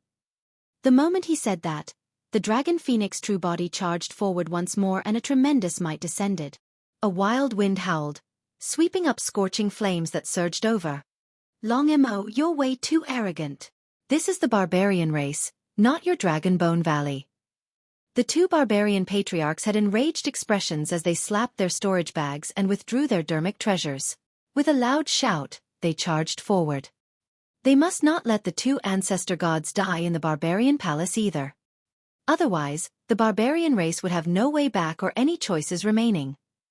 A barbarian patriarch wielded a gigantic stone hammer and smashed it towards the dragon phoenix true body. The dermic treasure of the other barbarian patriarch was a gigantic axe that could split the skies and was also made from an unknown rock. Although the craftsmanship of the two dermic treasures was crude, the power released by the stone hammer and axe was extremely terrifying. The stone hammer descended with a ton of weight. Only the body of the barbarian race could wield such a dermic treasure with ease. The stone axe cleaved down and slashed towards the dragon phoenix true body with the momentum to split the world apart. Scram! The dragon phoenix true body flapped his wings and hollered coldly. Bang! Bang! The phoenix's tail and wings struck the stone hammer and gigantic axe respectively, sending the two dermic treasures flying. The two barbarian patriarchs shuddered as well. The moment they charged forward, they were sent flying back at an even faster speed and smashed against the wall of the barbarian palace. Boom! Boom! This time round, the impact on the two barbarian patriarchs was even greater. They smashed the boulders on the wall of the barbarian palace and created human-shaped holes. Debris fell and dust billowed as the two barbarian patriarchs were casually thrown out of the barbarian palace by the dragon phoenix true body. The young master of the barbarian race had just taken a step forward and was prepared to join forces with the two patriarchs when he saw that. Without a trace, he gulped and could not help but retract the leg he had stepped forward with. The dragon phoenix true body descended and its 5 claws covered the skies, sealing the old lady's escape path without any gaps. The old lady shrieked with a despairing expression, "Long Mo, the god race will definitely take revenge for me." The old lady's body was torn by the dragon phoenix claw once more. However, this time round, the old lady's essence spirit was defeated and she could no longer use blood rebirth. The speed of the essence spirit became incomparably sluggish as well. In the blink of an eye, it was torn apart by the dragon phoenix claws and died. When he saw that, the middle-aged ancestor god's face turned pale as he was scared out of his wits. He no longer had the guts and courage to fight the dragon phoenix true body again. The middle-aged ancestor god channeled his blood chi and transformed into a divine light, escaping out of the barbarian palace. However, his speed was far inferior to the dragon phoenix true body. The middle-aged ancestor god did not manage to escape far before the dragon phoenix true body caught up to him and chomped down, devouring his entire body. The essence spirit of the middle-aged ancestor god left his body hurriedly and escaped, fleeing from the dragon phoenix true body's mouth by a hair's breadth. The body of the middle-aged ancestor god was torn by a single bite of the dragon phoenix true body. He was devoured whole without a single drop of blood flowing out. The middle-aged ancestor god channeled his essence spirit and wanted to use blood rebirth. However, he did not even have a single drop of bloodline left. Swoosh! The wings of the dragon phoenix true body closed, forming a gigantic cage of flames that trapped the middle-aged ancestor god within and burned with raging fire. Oh! The essence spirit of the middle-aged ancestor god let out tragic cries in the flames. Within a few breaths, he was burned to ashes by the flames of the dragon phoenix true body. Clang! The dragon phoenix true body spat out the storage ring of the middle-aged ancestor god and it fell to the ground. The young master of the barbarian race as well as Long Tsong and the others were dumbfounded. Boom! Boom! Outside the barbarian palace, the two barbarian patriarchs snapped out of their stupor and broke free from the rubble. They charged back with furious expressions. The moment they entered the barbarian palace, they stopped in their tracks and looked at everything before them in a daze. Everything was over. Including the young master and 3 ancestor gods, a total of 6 god race beings were annihilated with no survivors.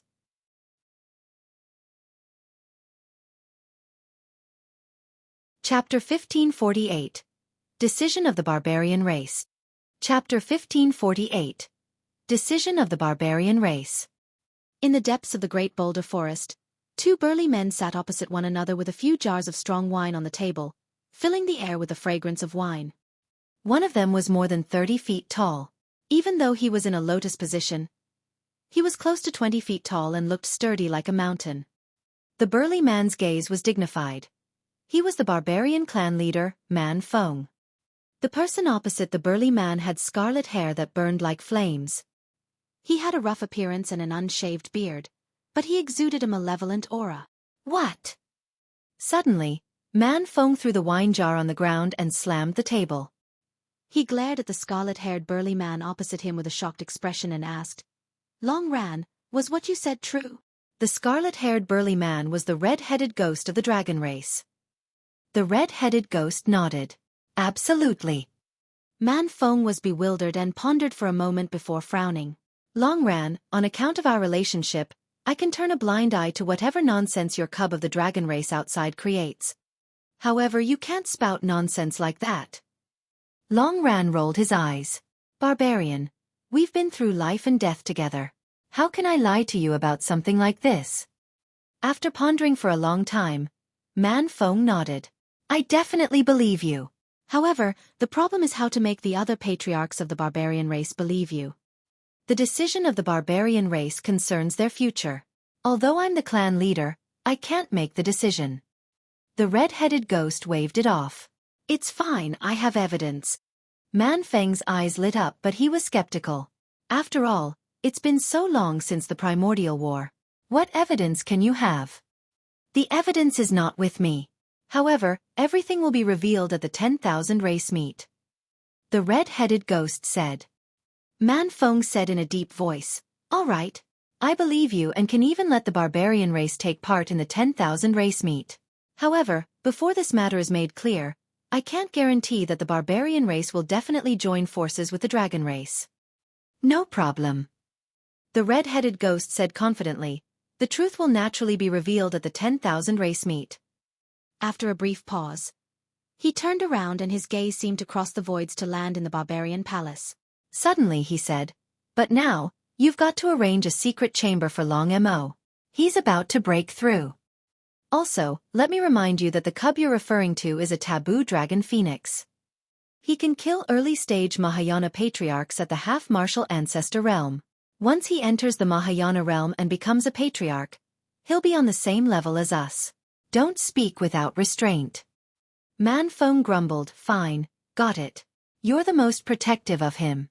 If I didn't give you face, do you think he would be able to behave so arrogantly in the territory of the barbarian race? He doesn't know that I'm here this time round. You don't have to tell him either. As though he recalled something from the past, a look of sadness flashed through the red-headed ghost's eyes as he murmured, I was a little afraid after that incident. Man Feng was silent and merely patted the red-headed ghost on the shoulder as a form of comfort. He knew that the red-headed ghost thought of his child. 10,000 years ago, it was because of the death of the red-headed ghost's child that he went into a complete frenzy and massacred everyone, creating a catastrophe. The red-headed ghost had long regarded Su Zimo as his child. He did not wish for the tragedy of the past to repeat itself on Su Zimo. Therefore, this time round, he followed behind the dragon phoenix true body and the others secretly to protect them. He even arrived in the barbarian race a step earlier and sought out the barbarian clan leader to explain the pros and cons. Otherwise, the barbarian race would have been alarmed a long time ago after such a huge commotion in the barbarian palace. Why else would no barbarian patriarchs appear even after such a long time? In the barbarian palace. The young master of the barbarian race and two barbarian patriarchs looked at the dilapidated barbarian palace. The ground was filled with blood and the corpses of the god race. Their expressions were terrible and they were enraged. The young master of the barbarian race clenched his fists and grit his teeth. Long Mo, this is the barbarian race. Aren't you way too domineering by starting a massacre in the barbarian race? Long Mo. A barbarian patriarch hollered as well. You're so arrogant and bloodthirsty and you're trying to force the barbarian race to submit to your demands. Let me tell you, the barbarian race will definitely not join forces with you. It's not that I'm bloodthirsty, it's that the god race deserves to be killed. The dragon phoenix true body said indifferently. Humph, what a joke. The other barbarian patriarch sneered. The barbarian race will report today's matter to the god race as it is. Leave, the barbarian race does not welcome you. The dragon phoenix true body was silent. The outcome today was definitely not what he wanted. He was indignant. However, he knew in his heart that if he revealed the truth of the primordial war now, he would only attract the ridicule of the barbarian race and they would not believe him. After all, the truth was way too terrifying. It had completely overturned everyone's understanding. The barbarian race would definitely be prejudiced and deem it his excuse to frame the god race after killing them. However, the dragon phoenix true body was indignant to leave the barbarian race just like that. On the other hand, Long Tsong and the others did not think that way. The dragon phoenix true body caused a huge ruckus in the barbarian palace and killed the firmament sovereign. They couldn't be gladder than to be able to leave unscathed. Young master, don't think about it. Let's leave this place first. Long Tsong sent a voice transmission secretly. We'll rethink the matter of joining forces with the barbarian race. We can't linger here. Master, let's hurry and leave. Solitary Cloud urged as well. The dragons were anxious, afraid that the barbarian race would renege on their words. Hold on. Suddenly, the young master of the barbarian race shouted. It's over. Long Tsong and the others felt their hearts skip a beat and realized that the situation was bad. The expression of the young master of the barbarian race was a little strange. Unlike what Long Tsong and the others expected, he did not look angry and murderous. Instead, he looked embarrassed. Cough, cough. He coughed gently and arrived before the dragon phoenix true body before cupping his fists. Well, Brother Longamo, please forgive me for my rudeness earlier on. A look of surprise flashed through the eyes of the dragon phoenix true body. Long Tsong and the others were dumbfounded. What was going on? In just a short while, the attitude of the barbarian race towards them had reversed drastically. The first reaction of the dragons was that the barbarian race was trying to trick them. However, on second thought, the barbarian race had always been open and honest with clear distinction between gratitude and hatred. They never hid anything from anyone. They would definitely not be acting as such if they truly wanted to lay the blame on them. However, the dragons were puzzled as to what happened. The young master of the barbarian race made an inviting gesture. Brother Long Mo, please enter. The dragon phoenix true body pondered for a moment before shifting his gaze to the two barbarian patriarchs. He said hesitantly, that's not good, right? These two barbarian seniors just berated me that the barbarian race doesn't welcome me. The two barbarian patriarchs blushed and wanted to find holes to hide in. Both of them gritted their teeth in hatred. They had both lived for so long, how could they not tell that the dragon phoenix true body was repeating what they said intentionally? The two barbarian patriarchs walked over slowly and cupped their fists towards the dragon phoenix true body, saying embarrassedly, please forgive us, young master of the dragon race. Our barbarian race is straightforward and reckless. Don't take it to heart. Well said, well said. The dragon phoenix true body smiled gently. You're making things sound too serious, seniors. The young master of the barbarian race walked over and hugged the shoulder of the dragon phoenix true body, saying with a smile, Brother Long Mo, let's drink to our heart's content and forget about today's matter. When the time comes, we'll head to the 10,000 race meet together.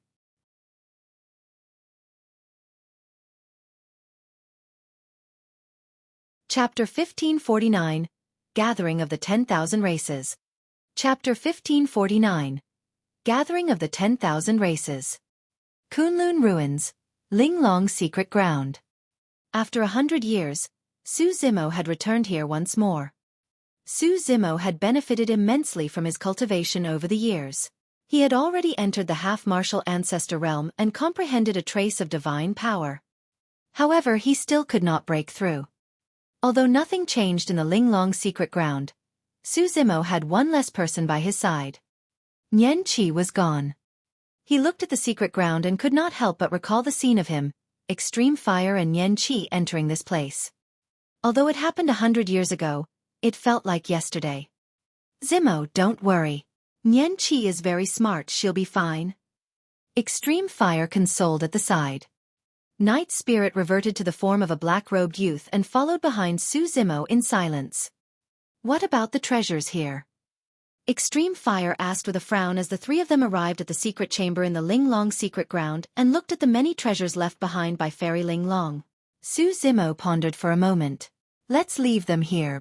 These treasures are the hope left behind by Fairy Ling Long for the human race. However, the human race won the ancient war. But now that Tianhuang mainland is in chaos, the situation of the human race is even more dangerous than in the ancient era. There are dangers both inside and outside. This might be the last path of retreat for the human race. Extreme Fire nodded. The two of them arrived at the wall where Fairy Ling Long left her words and bowed once more before turning to leave the secret ground. Compared to 100 years ago, Su Zimo and the other two were much stronger. The three of them left the Ling Long secret ground and entered the outer perimeter of the Kunlun ruins. As they advanced, almost all the malevolent ghosts and spirits fled far away and did not dare to approach them. The three of them advanced and returned to Tianhuang mainland in less than half a day. Su Zimo gazed in the direction of the middle continent and murmured softly, 10,000 race meet, here I come. Middle continent. Heaven expanding mountain range. The mountain range was filled with thick fog all year round. However, during this period of time, as though it was controlled, the fog dispersed entirely. Enigma Palace. Throughout history, it was the most mysterious and powerful existence in the cultivation world, the sacred ground of the human race. Ever since the ancient era, the world had changed. Even for the super sects, many of them rose and were destroyed with different ones taking over endlessly. Enigma Palace was the only one that stood strong. There were no flames of war that affected the territory of Enigma Palace. Furthermore, Enigma Palace was the most mysterious existence in the cultivation world. Nobody knew what was inside Enigma Palace. Apart from cultivators of Enigma Palace, almost no outsiders could enter Enigma Palace to catch a glimpse of its true appearance. But now that Enigma Palace was hosting the 10,000 race meet, the mysterious veil of Enigma Palace was removed completely. Over the past few days, countless sects, factions, cultivators and races had descended in Enigma Palace. The 10,000 race meet encompassed everything. It did not matter if they were from major sects, minor sects, itinerant cultivators, aristocratic families, anacondas, snakes or any other variant beast of the demon race. As long as their cultivation realms were high enough, they could come if they wanted to take part in the 10,000 race meet. In the past few days, countless sects, factions and powerful living beings had arrived at the heaven-expanding mountain range and entered Enigma Palace. Many experts were gathered. In fact, even some itinerant cultivators who were in seclusion appeared. Nobody was going to miss this grand meet. Everyone knew that this was not just a mere meet. There was a high chance that this gathering would determine the future of Tianhuang mainland, including the fates of the 10,000 races. Dao palaces were scattered all over Enigma Palace in mysterious locations that seemed to vaguely correspond to the stars in the firmaments. Spirit peaks stood with green water swirling around them as a vast sea of clouds floated around them. Amidst the noise, waterfalls could be seen pouring down from the heavens, creating ripples as a rainbow crossed two peaks. In the lake beneath the waterfalls, water shimmered as fat, beautiful fishes leaped from time to time. Everything was like paradise. Although the 10,000 race meet would only start a few days later, many cultivators of different races had already arrived in Enigma Palace and it was bustling. Dong! Right then, a distant bell sounded from Enigma Palace. Is it because some big shot has arrived? Look over there!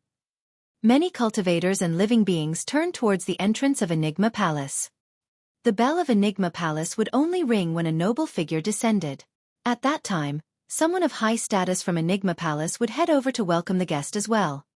Far away, a group of cultivators arrived on Starlight. There were hundreds of them and the weakest were Dharma-characteristic Dao lords. Among them, there were even some conjoint body mighty figures. Brilliant cultivators could even sense the auras of half-martial ancestors within.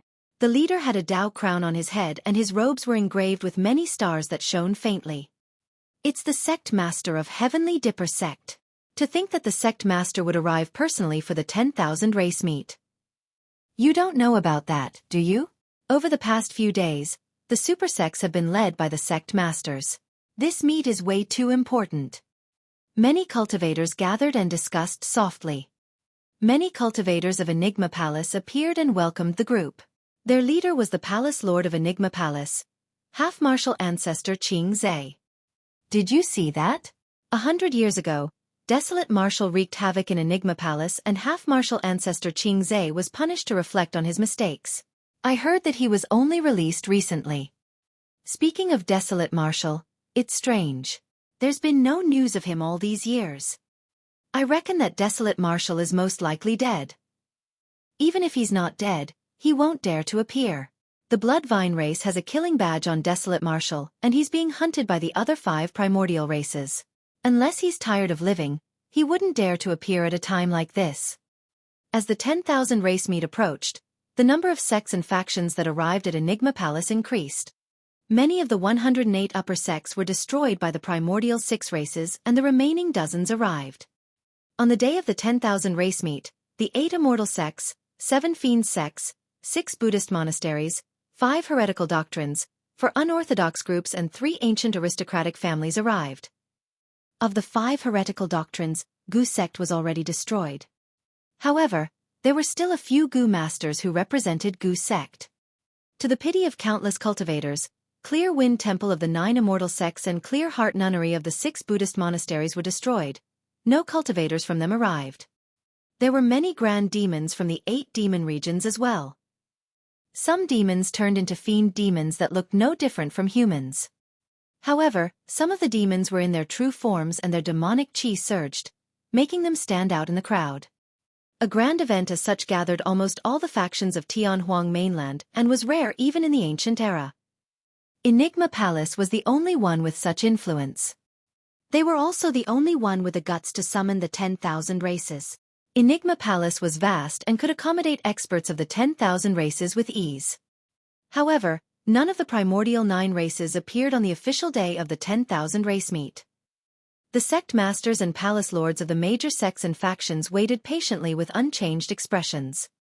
They knew in their hearts that the purpose of this 10,000 race meet was to negotiate with the primordial races. If the primordial races did not take part, there would be no meaning to the 10,000 race meet.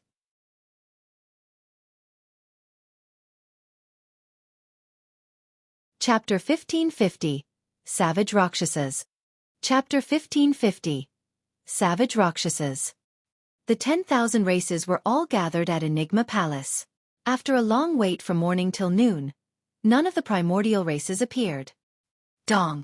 Finally, the bell of Enigma Palace sounded. Many cultivators were shocked. The Palace Lord of Enigma Palace led his disciples forward hurriedly. Not far away, a group of cultivators of different races arrived. However, none of them were from the primordial races. The Palace Lord of Enigma Palace was slightly stunned and reacted extremely quickly. He cupped his fists. So, it's the arrival of Penglai Island. Welcome. Please enter. This group of people were cultivators of Penglai Island. Their leader was the Island Master of Penglai Island. Behind the Island Master of Penglai Island was a young man with a dark expression. A long saber hung on his waist and his gaze was cold. He was the new young master of Penglai Island. After everyone from Penglai Island arrived, the 10,000 races continued to wait. Under normal circumstances, the 10,000 race meet should be held today. However, nobody from the primordial 9 races showed up. As such, there was no other choice but to push back the 10,000 race meet. Although no one said it, the living beings of the 10,000 races had a tacit understanding. A few figures stood among the group of demons. One of them was tall and his hands were slumped naturally, almost reaching his knees. There was an occasional flash of blood in his eyes. It was Monkey who was in human form. Beside Monkey was the crude spirit tiger. Beside the spirit tiger was a beautiful woman with long, slender legs. Ching Ching. On the other side of Monkey were the golden lion and little fox. Over the years, Monkey and the other siblings had roamed Tianhuang mainland. Apart from the 3 major sea regions of the 8 demon regions, they roamed the other 5 demon regions. The 5 siblings were already at the realm of grand demons. Brother Monkey, do you think First is still alive? The spirit tiger asked softly. When she heard that, the little fox pouted and her eyes reddened. Monkey glared at the spirit tiger. What nonsense are you talking about? First is definitely alive. I reckon that he'll definitely appear on such an occasion. Don't scare little fox. Ching Ching reached out and pinched the fat on the spirit tiger's body as well. In pain, the spirit tiger stuck out his tongue at little fox and made a funny face. It was only then that little fox broke into a smile through her tears. Thereafter, as though she recalled something, she retracted her smile and sighed gently. The 10,000 races continued waiting in Enigma Palace. Before the primordial 9 races appeared, no sect or faction from the 10,000 races dared to leave in advance. The sect masters and palace lords of the human supersects exchanged glances. Although they were silent and expressionless, they understood everything clear as day. It was clear that the primordial races did this on purpose. At dusk, the skies gradually darkened. The crowd was getting restless and the patience of many cultivators and living beings were running out. Aren't the primordial races way too cocky? That's right. The 10,000 races are gathered and we are just waiting for the primordial 9 races. Grunting sounded from the crowd. Dong. Right then, the bell sounded. Dark clouds covered the distant horizon and surged with a terrifying aura. When they approached, many cultivators finally saw what was going on and their expressions changed slightly as fear flashed through their eyes. The rumbling dark clouds were formed by a group of Rakshasa with green faces and bared fangs. Many Rakshasas were pitch black and flapped their gigantic wings. Every single one of them was incomparably ugly with ferocious gazes as they circled in midair. From afar, they looked like dark clouds. When the dark clouds arrived above Enigma Palace, many Rakshasa clansmen dispersed. A beautiful and slender figure walked out from the dark clouds. Among the many ugly and menacing Rakshasas, a beautiful and flawless woman walked over slowly. She wore tight armor that accentuated her curvy figure perfectly. Ah! The appearance of the beautiful woman attracted exclamations. It felt like a warm ray of sunlight shining through the dark clouds and illuminating everyone's hearts. Is that the legendary Rakshasa you? The Rakshasa race sure is strange. Although the other Rakshasas are so ugly, the women of the Rakshasa race are so beautiful. A wave of praises sounded from the crowd. Suddenly, a Rakshasa behind Rakshasa you charged into the crowd with a cold expression and revealed killing intent in a flash. The crowd was sliced into two by the wings of the Rakshasa. Fresh blood gushed out. Instantly, more than 10 cultivators were torn apart. The 10,000 races were in an uproar. Nobody expected that the Rakshasa race of the primordial 9 races would start a massacre and kill more than 10 cultivators the moment they appeared. The cultivators nearby were shocked and retreated. The Rakshasa said coldly, "Human ant, how dare you speak ill of our race? You deserve to die." The cultivators were silent.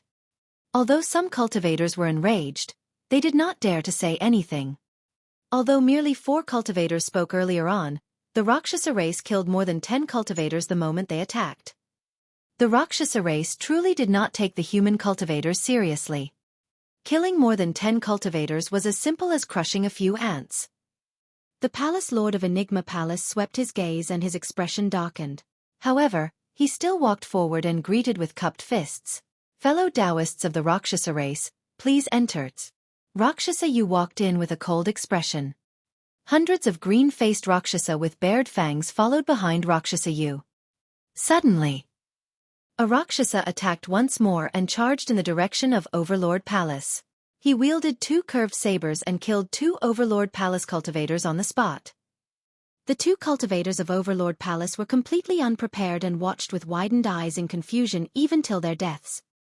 The Palace Lord of Overlord Palace gripped his fists tightly and took a deep breath, asking in a deep voice, "Fellow Taoist of the Rakshasa race, what do you mean by that?" "Hee hee." The Rakshasa sneered. "I heard them complaining that we were late." "Anyone who complains about the Rakshasa race has to die as well." "Hee hee hee." Many Rakshasa clansmen grinned and bared their grisly red fangs, looking terrifying like malevolent ghosts from hell. "Why, do you have a problem with that?" The Rakshasa glared at the Palace Lord of Overlord Palace and asked with a dark gaze and raised brow. The Palace Lord of Overlord Palace grit his teeth. Under the gaze of the Rakshasa, He lowered his head and replied softly, "No." "Very good." The Rakshasa was satisfied and turned to leave. From then on, the 10,000 races were silent. No race dared to make a single sound. Nobody wanted to provoke the Rakshasa race and attract their killing intent for no reason. Suddenly, a Rakshasa turned around and glared into the crowd with killing intent. The cultivators standing there were from Ethereal Peak. Their leader was the old immortal crane of Ethereal Peak. Everyone from Ethereal Peak felt their hearts turn cold. They did not say anything nor did they make any sounds. They merely looked at Rakshasa Yu for a moment more because she looked familiar. They did not know why they would attract killing intent.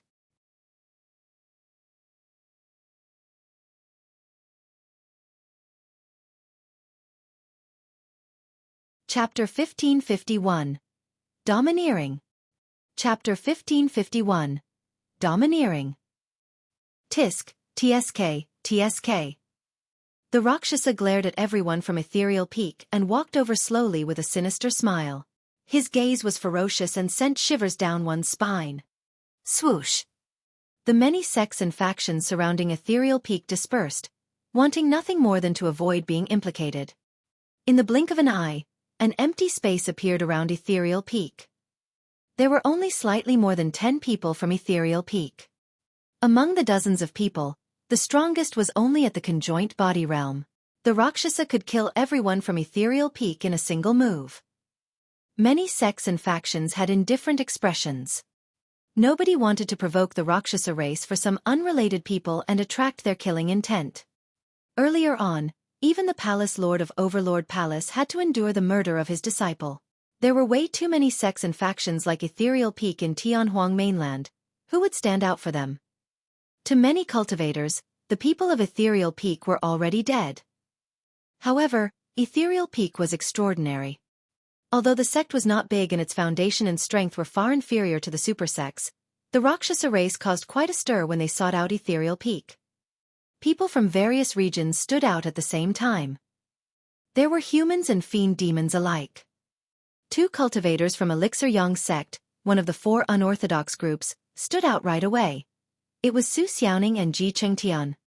On the other side, a cold and aloof woman stood up slowly. It was the young mistress of Thousand Crane sect, Fairy Thousand Crane Lang Ro. Su Xiaoning knew of Su Zimo's relationship with Ethereal Peak and would naturally not stand by idly. As for Ji Chengtian and Lang Ro, they were cultivators from Ethereal Peak. Even though the 2 of them had long joined the 4 unorthodox groups, they had never forgotten the gratitude of Ethereal Peak. Little Fatty of Tomb sect stood up with a grim expression as well. Damned Fatty, you were so afraid of death in the past. Why aren't you afraid now? Shi Jian grumbled softly and stood up as well. There are some things that I can hide from. Little Fatty had a rare moment of seriousness as he said darkly, however, they can't touch Ethereal Peak. A young monk of Dipamkara Monastery clasped his palms together and held a green lantern as he chanted Buddhist proclamations softly before exiting the crowd. A girl in pink with a veil from the Fiend Sect's Pure Maiden sect smiled gently and stood out. In this generation, there were ultimately some people who, regardless of good, evil, immortals, fiends or cultivation, regarded loyalty even more importantly than life and death. Monkey, the Spirit Tiger, Ching Ching, the Golden Lion and Little Fox walked out from the demon regions as well. Perhaps, there was no distinction between races as well. When the Rakshasa noticed that, he narrowed his eyes and laughed menacingly. Why? A nest of ants appeared just because I want to kill a few ants? Ants that stood out, do you have a death wish just because you're indignant? The Rakshasa scanned his surroundings with a murderous gaze. The old immortal crane of Ethereal Peak took a deep breath of air and said in a deep voice, Rakshasa, may I ask what we have done to offend you? Nobody from Ethereal Peak said anything earlier on. The Rakshasa grinned. You guys have been watching our young mistress of the Rakshasa race for too long. Therefore, all of you have to die. Your young mistress is pure and innocent. She's not someone that can be disrespected by the gazes of ants like you. His words caused an uproar. The Rakshasa race was way too overbearing. The banning of private conversations was still acceptable for everyone. Now, even a lingered gaze at Rakshasa you could cost them their lives. The hearts of the cultivators skipped a beat as they lowered their heads hurriedly and avoided gazes. They no longer dared to look at Rakshasa Yu, afraid that the Rakshasa race would find them. Su Xiaoning frowned. You want to kill because of an extra look? How can there be such logic in the world? Foo-foo. The spirit tiger scoffed. Interesting. My eyes belong to me alone. I can look wherever I want. It's none of your business. The Rakshas's gaze swept through the crowd and landed on the spirit tiger. You have a death wish. Swoosh. The Rakshasa spread his wings and transformed into a dark streak of light, vanishing instantly. The next moment, he arrived above the spirit tiger's head and descended from the skies, slashing towards the latter's head with his sharp wings. It was too fast. Many cultivators could not even react to it. However, the spirit tiger was prepared and his body flashed with streaks of lightning. With a furious roar, he reverted to his true form and waved his claws to clash against the Rakshas's wings. Cling! Clang! Sparks flew. Instantly, the spirit tiger blocked more than 10 killing moves from the Rakshasa.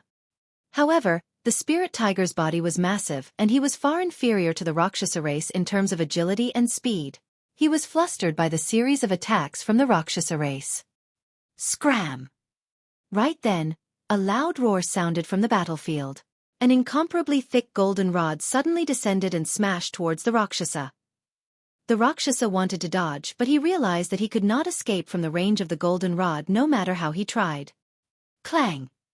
The Rakshasa hurriedly brought out his curved saber to defend. The curved saber collided against the golden rod. The golden rod released an extremely terrifying power and smashed against the Rakshas's chest as though it was crushing dry weeds, sending him flying. The crowd was in an uproar. Nobody expected that this seemingly unassuming monkey would be so domineering as to attack the Rakshasa race. Less than that, nobody expected that monkey would send a conjoint body Rakshasa flying with a single rod strike. The spirit tiger snickered. Brother Monkey, you're the best. Boom! Boom! Monkey's expression was cold and his eyes shone with a scarlet glint as he glared at the Rakshasa not far away, propping imminent heavily on the ground. The stone slabs on the ground exploded instantly. Monkey's demonic chi was torrential and he suppressed the Rakshasa completely in terms of aura. Bang! The Rakshasa fell to the ground but he got up quickly with a dark expression. A few bones in his chest were broken. That bit of injury was not considered a serious injury for a conjoint body mighty figure. However, the Rakshasa felt utterly humiliated. They were at the 10,000 race meet and countless eyes witnessed him beaten up by a monkey. Hee hee. Wan Yu, your combat strength has regressed. How shameful. The other Rakshasas laughed when they saw that. Rakshasa Wan Yu's face was alternating between shades of green and white.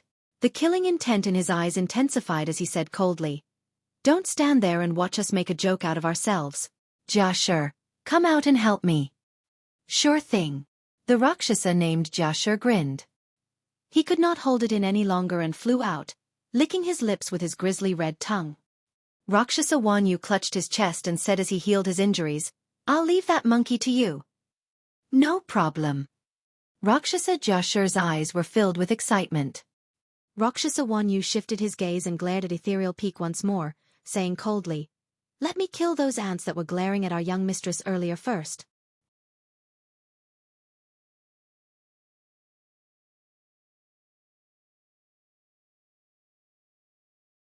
Chapter 1552.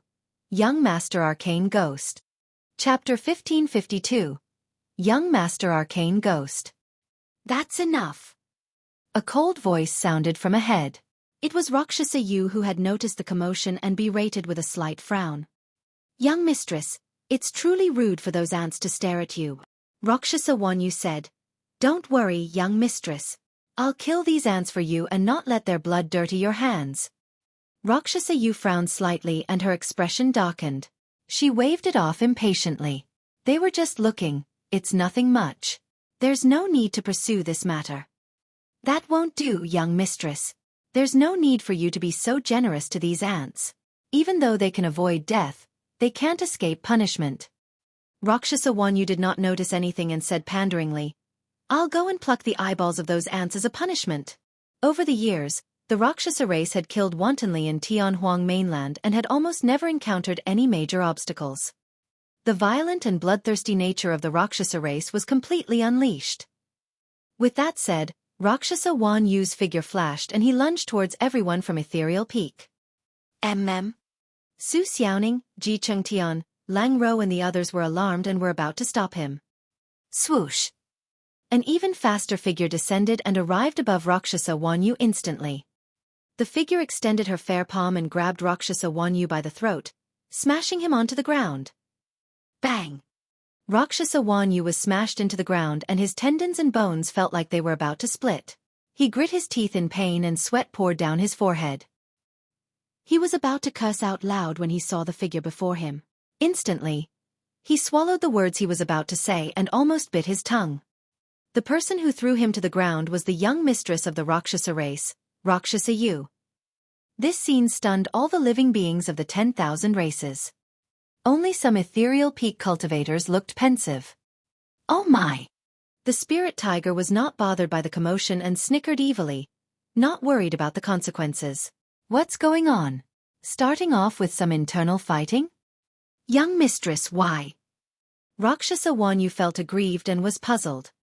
Rakshasa Yu had a cold expression and said slowly, I just said that there's no need to pursue this matter. Didn't you hear me? I was just. Rakshasa Wan Yu wanted to explain himself. Shut up. Rakshasa Yu advanced and stomped on Rakshasa Wan Yu's face. Rakshasa Wan Yu's vision darkened and he was knocked out on the spot. Snap. The jarring sound of bones cracking could be heard.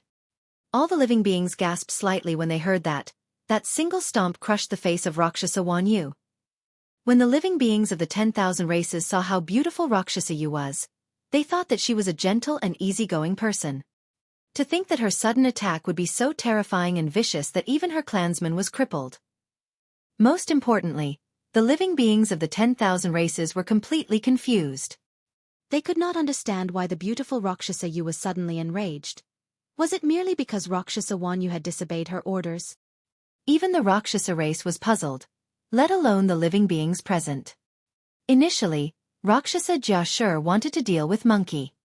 However, when he saw that, he shuddered in fear and retreated without hesitation. After that incident, many Rakshasas arrived at an area that belonged to the primordial races and no more Rakshasas jumped out to kill. Everything was calm. Many cultivators nodded to themselves as they gained more confidence in the 10,000 race meet. From the looks of it, Rakshasa Yu should be here to negotiate a reconciliation with us humans. Ethereal Peak sure is lucky. If Rakshasa Yu had not attacked, a huge battle would have broken out. That's right, if a huge battle were to break out before the other primordial races even arrive, there might be no way to continue this 10,000 race meet. Dong! As everyone discussed, the bell of Enigma Palace sounded once more. Far away, a group of cultivators in dark green robes walked over slowly. The group of cultivators looked no different from humans except for their pale faces and frightening green eyes in their deep sockets. The witch race had arrived at Enigma Palace. The leader of the witch race was skinny and his cheeks were sunken, looking like a skeleton that could be blown over by a gust of wind. However, when the living beings of the 10,000 races saw that witch race being, their hearts skipped a beat and they let out fearful expressions. That's young Master Arcane Ghost, right? It should be. I heard that when he appeared 20 years ago, he released an essence spirit curse in a battle and injured a human patriarch severely. Yes, although that patriarch escaped, he died not long after. That is way too scary. Many cultivators lowered their heads and did not dare to stare at the witches, afraid that a curse would descend. Greetings, young Master Arcane Ghost. Please enter. The Palace Lord of Enigma Palace led many Enigma Palace cultivators forward and welcomed the group. Young Master Arcane Ghost was expressionless and walked past the cultivators of Enigma Palace with the many witches without even looking at the Palace Lord. This was not contempt. It was a complete disregard. The expression of the Palace Lord of Enigma Palace changed slightly. However, after 100 years of cultivation, he had become even more composed and could remain indifferent despite such an insult, merely smiling faintly. Ah! Right then, a cultivator of Enigma Palace suddenly let out a tragic cry and fell to the ground. He struggled and rolled continuously as green mist spread from his body. The cultivator seemed to be in extreme pain as he tore away the clothes on his body repeatedly. He grabbed his face and tore off his flesh pieces by a time, disfiguring himself completely. All the living beings felt chills run down their spines when they heard the tragic cries and saw that junior brother. Another Enigma Palace cultivator wanted to head forward and check on his fellow sect mate. Don't touch him. The Palace Lord of Enigma Palace's expression changed as he reminded hurriedly. Unfortunately, it was too late. When the cultivator of Enigma Palace at the back touched the cultivator on the ground, his palm was stained with green mist as well. Instantly, the flesh on the palm of the Enigma Palace cultivator began to corrode and fall off. Ah! The cultivator let out a tragic cry as well. The cultivators of Enigma Palace were alarmed and dispersed. In that short period of time, the first cultivator of Enigma Palace that fell to the ground was already motionless, turning into a pool of blood. There was only a corpse left on the spot. A conjoint body mighty figure was dead just like that. The second mighty figure of Enigma Palace did not manage to hold on for long either. In a few breaths, he turned into a pool of blood in front of everyone. Everyone from Enigma Palace was helpless and could only watch weakly. Su Xiaoning had just closed in with a bottle of elixirs to help, but it was already too late. The Palace Lord gripped his fists with a sorrowful expression and turned to look at young Master Arcane Ghost. Taking a deep breath of air, he asked in a deep voice, "Young Master Arcane Ghost, may I ask what's the meaning of this?" Cough, cough. Young Master Arcane Ghost coughed twice and said in a sickly manner, "He was too close to me earlier on and I killed him by mistake. It was an accident." With a casual excuse of an accident because someone was too close, two conjoint body mighty figures of Enigma Palace were killed.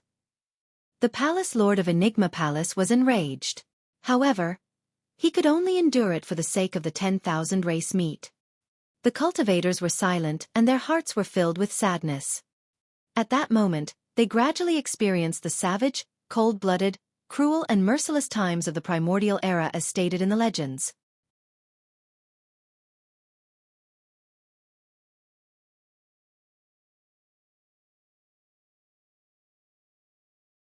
Chapter 1553, Savage Eye. Chapter 1553, Savage Eye. With just the arrival of two primordial races, the Rakshasa and Witch races had already taken the initiative to intimidate others. Many cultivators were secretly worried. The situation doesn't seem good. The sect master of Snowdrift Valley was a middle-aged beauty. She looked gentle and murmured softly with a hint of worry. Amitba. Abbot Hui Shen of Dapamkara Monastery chanted a Buddhist proclamation with a worried expression. The primordial races were way too domineering and the human race naturally did not have much room for negotiation. As such, the outcome of this 10,000 race meet would not be favorable either. Dong! The bell of Enigma Palace sounded once more. A large blood mist floated over from afar with figures faintly visible within. Before they arrived above Enigma Palace, a blood stench spread. The Bloodvine Race. 100 years ago, the Bloodvine race destroyed Southern Dual Sect, one of the upper sections. In the end, they were suppressed by Desolate Marshal on Six Stars Mountain, and even the young master of the Bloodvine race at that time, Tang Lingzi, was killed. That battle had shamed the Bloodvine race. However, the Bloodvine race was notorious in the past 100 years. Not long ago, Clear Wind Temple, one of the immortal sects, was destroyed. More than 10 Mahayana patriarchs of Clear Wind Temple died in that battle. In the end, the Emperor of Clear Wind Temple even appeared and was buried at the peak of Clear Wind Mountain, causing a huge stir in the cultivation world. Compared to the Bloodvine race, the Witch and Rakshasa races had not done much over the years. The hearts of many cultivators skipped a beat and they became nervous instantly, afraid that they would be killed if the Bloodvine race noticed them. The Palace Lord of Enigma Palace took a deep breath and suppressed the rage in his heart. His expression returned to normal as he welcomed everyone with cupped fists. Greetings, Bloodvine race. Please enter. The current young master of the Bloodvine race was Tang Luo. He was also an extremely famous monster incarnate of the Bloodvine race. However, if Tang Lingzi did not die, Tang Luo would not have had the chance to become the young master of the Bloodvine race. His bloodthirst was even comparable to Tang Lingzi. What a crowd. Tang Luo smacked his lips and looked around the crowd, saying excitedly, I can't wait to eat so much fresh food. Hee hee hee hee.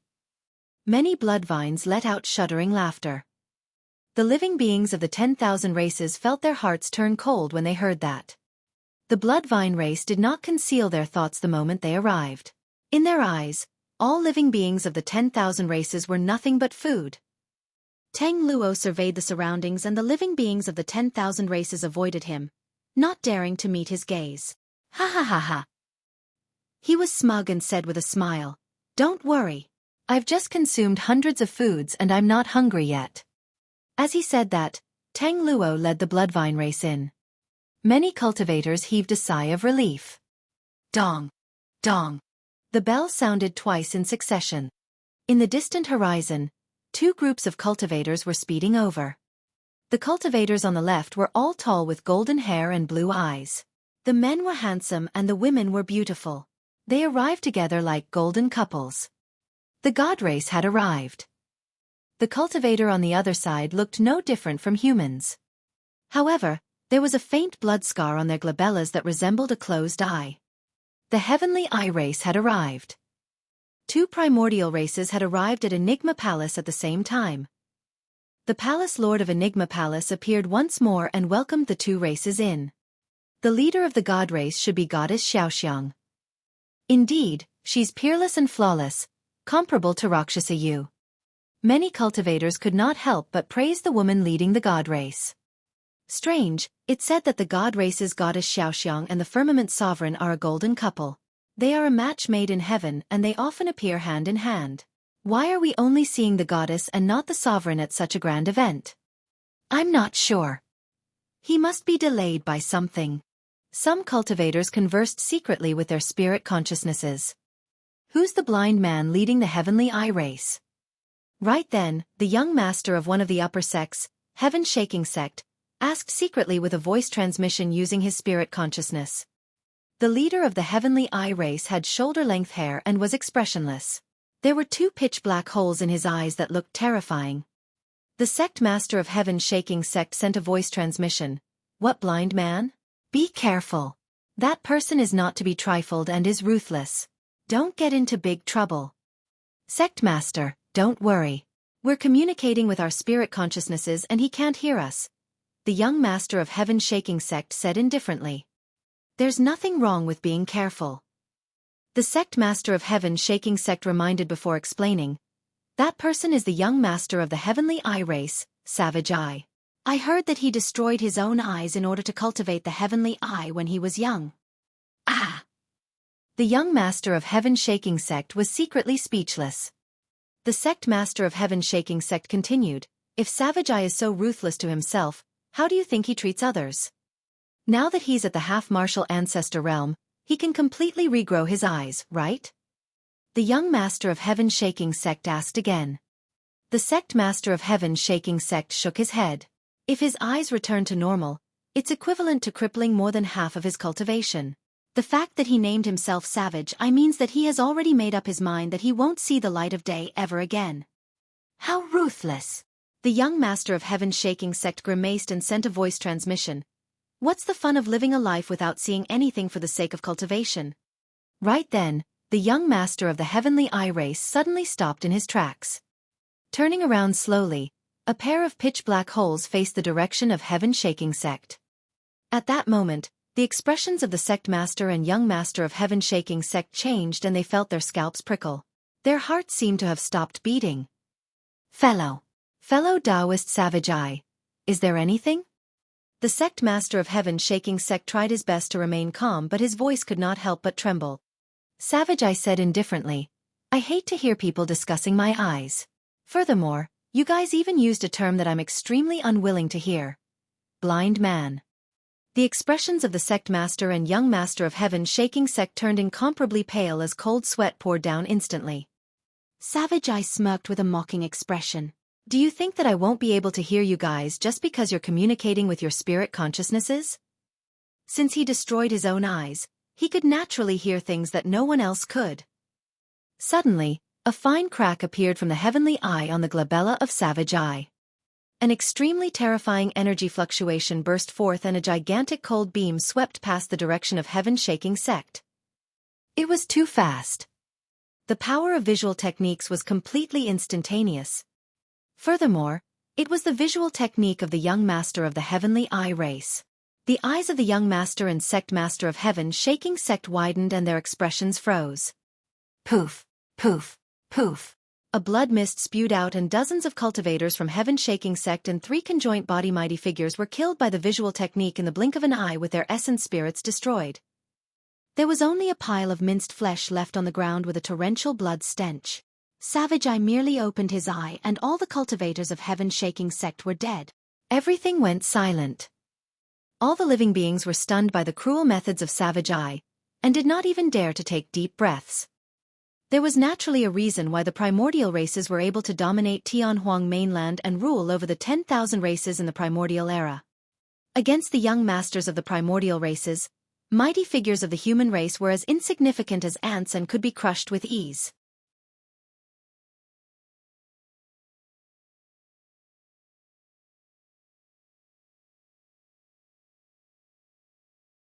Chapter 1554. 4 Princes. Chapter 1554. 4 Princes. Brother Savage Eye, you sure are capable. Ting Luo grinned and praised. Savage Eye nodded slightly in the direction of Tang Luo as a form of greeting. The Palace Lord of Enigma Palace glanced at the god race and frowned slightly. May I ask why the Firmament Sovereign isn't here, Goddess Xiaoxiang? What rights do you have to ask about the location of the Sovereign? Goddess Xiaoxiang glanced sideways and asked with an unfriendly expression. No. You've misunderstood, Goddess. The Palace Lord of Enigma Palace explained hurriedly. This is the 10,000 race meet after all, and the Firmament Sovereign is the young master of the god race. Don't worry, I can make the decision for everything in the god race. As for the Sovereign. Goddess Xiaoxiang paused for a moment and a hint of pride flashed through her eyes. He will definitely come. Furthermore, he'll give you guys a surprise. The heart of the Palace Lord of Enigma Palace sank. The surprise mentioned by Goddess Xiaoxiang was most likely a disaster for the human race. The Palace Lord of Enigma Palace could not ask further and could only force a smile. I'm truly looking forward to it then. Xiaoxiang, what surprise does Brother Firmament Sovereign have? Let us know. Ting Luo was curious and could not help but ask. Goddess Xiaoxiang smiled brightly. You'll know when the time comes. He'll bring with him some people you won't expect. Dong. The bell of Enigma Palace sounded once more. Screech. A piercing cry sounded from the distant horizon. Beams of blinding golden light surged over with a scorching aura. Hundreds of 3D golden crows flapped their wings. The 4 3D golden crows leading them had the strongest auras and the fiercest flames. From afar, it looked like 4 blazing suns were flying towards them. The Golden Crow race had arrived at Enigma Palace. Gazing at the 3D golden crows that flew over from midair, the Buddhist monks revealed grief and indignation in their eyes. Clear Heart Nunnery of the 6 Buddhist monasteries was destroyed by the Golden Crow race. Of the 6 Buddhist monasteries, Dipamkara Monastery, Diamond Monastery, Formless Monastery, Wisdom Monastery, Hollow Monastery and Clear Heart Nunnery, Clear Heart Nunnery was the most peaceful. That was because Clear Heart Nunnery was filled with nuns and most of them were aloof from worldly affairs. They were kind to others and rarely participated in the fights of the cultivation world. To think that such a super sect would be slaughtered mercilessly by the Golden Crow race. In that battle, countless nuns of Clear Heart Nunnery died. The radius of hundreds of kilometers around Clear Heart Nunnery was burned into ruins by the Golden Crow race. There were even more living beings that died in that fire. Ha ha! Teng Luo stood up and roared in laughter. To think that 4 princes of the Golden Crow race would be mobilized for this 10,000 race meet. How rare! The Golden Crow race had a total of 10 princes. Among them, the 7th prince was the strongest in combat. 3 of them were killed by the Dragon Phoenix True Body on Penglai Island. Among the 4 princes of Enigma Palace, the 7th was present. Apart from him, the 8th, 9th and 10th princes were present as well. Many 3D golden crows descended on the square and transformed into their human forms, heading towards the crowd. When he heard Tang Luo's greeting, The 8th prince burst into laughter as well. Since we're all curious, we came along with 7th brother to see what's the deal with this 10,000 race meat that the human race has created. What a crowd. The 9th prince was a little excited. Fellow Taoists, you're all here. The 10th prince was the youngest and looked like a young man around 16 years old. However, he would reveal a hint of ferocity from time to time despite his young age. Not everyone was qualified to be one of the Golden Crow 10 princes. This was a title that could only be obtained after countless bloodshed and stepping on the corpses of many clansmen. It was extremely noble. Although the 10th prince was not old, his hands were stained with endless blood. Without his ferocity, he would not have been able to take on a position in the Golden Crow 10 princes. The 4 princes of the Golden Crow race gathered had different personalities. The 7th prince had a cold, expressionless face and had not said anything the entire time. The 8th and 9th princes were clearly more excited. As for the 10th prince, although he did not say anything, his eyes darted left and right. No one could read his thoughts. The primordial 6 races were all here. Among the primordial 9 races, only the primordial 6 races had expressed their willingness to take part in the 10,000 race meet. There was no news from the dragon, barbarian, and Kuan races. In other words, the 10,000 race meet could begin. The Palace Lord of Enigma Palace took a deep breath and stood out, declaring, "Thank you, fellow Taoists of the 10,000 races, for giving Enigma Palace some respect to come and attend this event. I hereby declare that the 10,000 race meet shall officially..." Hold on. Before the Palace Lord of Enigma Palace could finish, he was interrupted. The Golden Crow 8th Prince race stood out and glanced askance at the Palace Lord of Enigma Palace with a disdainful expression as he sneered. "Old man, who are you? Who said that you are qualified to host the 10,000 race meet?" The expression of the Palace Lord of Enigma Palace was unchanged as he said in a deep voice, "I'm the Palace Lord of Enigma Palace and my Dao title is Qing Zage. Enigma Palace was the one who initiated the 10,000 race meet this time round and it's held in Enigma Palace. Naturally, I should be the one hosting it. Does the 8th prince have any objections?" Objections. The 8th prince shrugged. Of course there are objections. Get the hell down, you're an eyesore. Ha ha ha ha. Many golden crows roared in laughter. The Rakshasa and Bloodvine races cheered as well.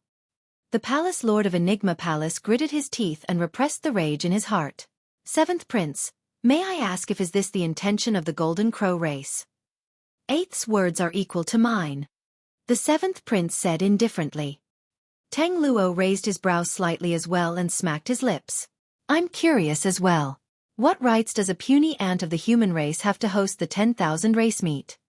Only our primordial races are qualified to host such a grand event. Goddess Xiaoxiang nodded as well and said in a deep voice. The Palace Lord of Enigma Palace had a terrible expression as he stood on the spot, unable to advance or retreat. Before the 10,000 race meet began, the primordial 6 races were already aggressive and took the initiative. If he were to hand the 10,000 race meet over to the primordial 6 races, there would probably be no possibility of any peaceful discussions at that time. Why? Are you unconvinced? When the 8th prince saw that the Palace Lord of Enigma Palace did not retreat for a long time, he could not help but raise his brow with a murderous expression. A commotion broke out in the crowd as well. Some of the super sect masters frowned with worried expressions. Why? You bunch of ants aren't convinced either? The 8th prince surveyed his surroundings and said slowly, not concealing the killing intent in his heart. Right then the 7th prince said slowly, "Don't say that the Golden Crow race is insincere and doesn't give you humans a chance. It's fine if you want to host the 10,000 race meet. If any human can stand out and defeat the Golden Crow race, we'll let the human race be the host.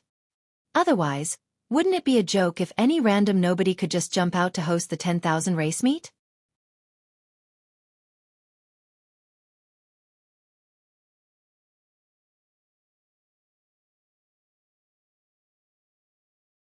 Chapter 1555. Challenge. Chapter 1555. Challenge. The Palace Lord of Enigma Palace had a terrible expression. The 7th prince was clearly insulting him by calling him a random nobody. Furthermore, he did not hide it at all. Ting Luo nodded. That's not a bad idea. If this person can't convince everyone here, Don't bother trying to host the 10,000 race meet. What an embarrassment. 7th brother, you were wrong earlier on. The 8th prince said with a smile. Oh. The 7th prince glanced sideways. The 8th prince said, it's not about who can challenge the Golden Crow race, it's about who dares. The 9th prince surveyed his surroundings as well and shouted, that's right. The Golden Crow race will give the human race a fair chance. Who dares to stand out? No one replied. Even the sect masters of the super sects knew that they would definitely lose against the primordial races of the same cultivation realm. 8th, 9th, you're all half-martial ancestors. Come back and sit down. You guys will become bullies if you were to attack. Let the clansmen behind you play. The 7th prince had spoken. The 8th and 9th princes sat back and crossed their arms, prepared to watch the show. A golden crow darted out and surveyed his surroundings with a smile. I'm Golden Feather. Who dares to play games with me?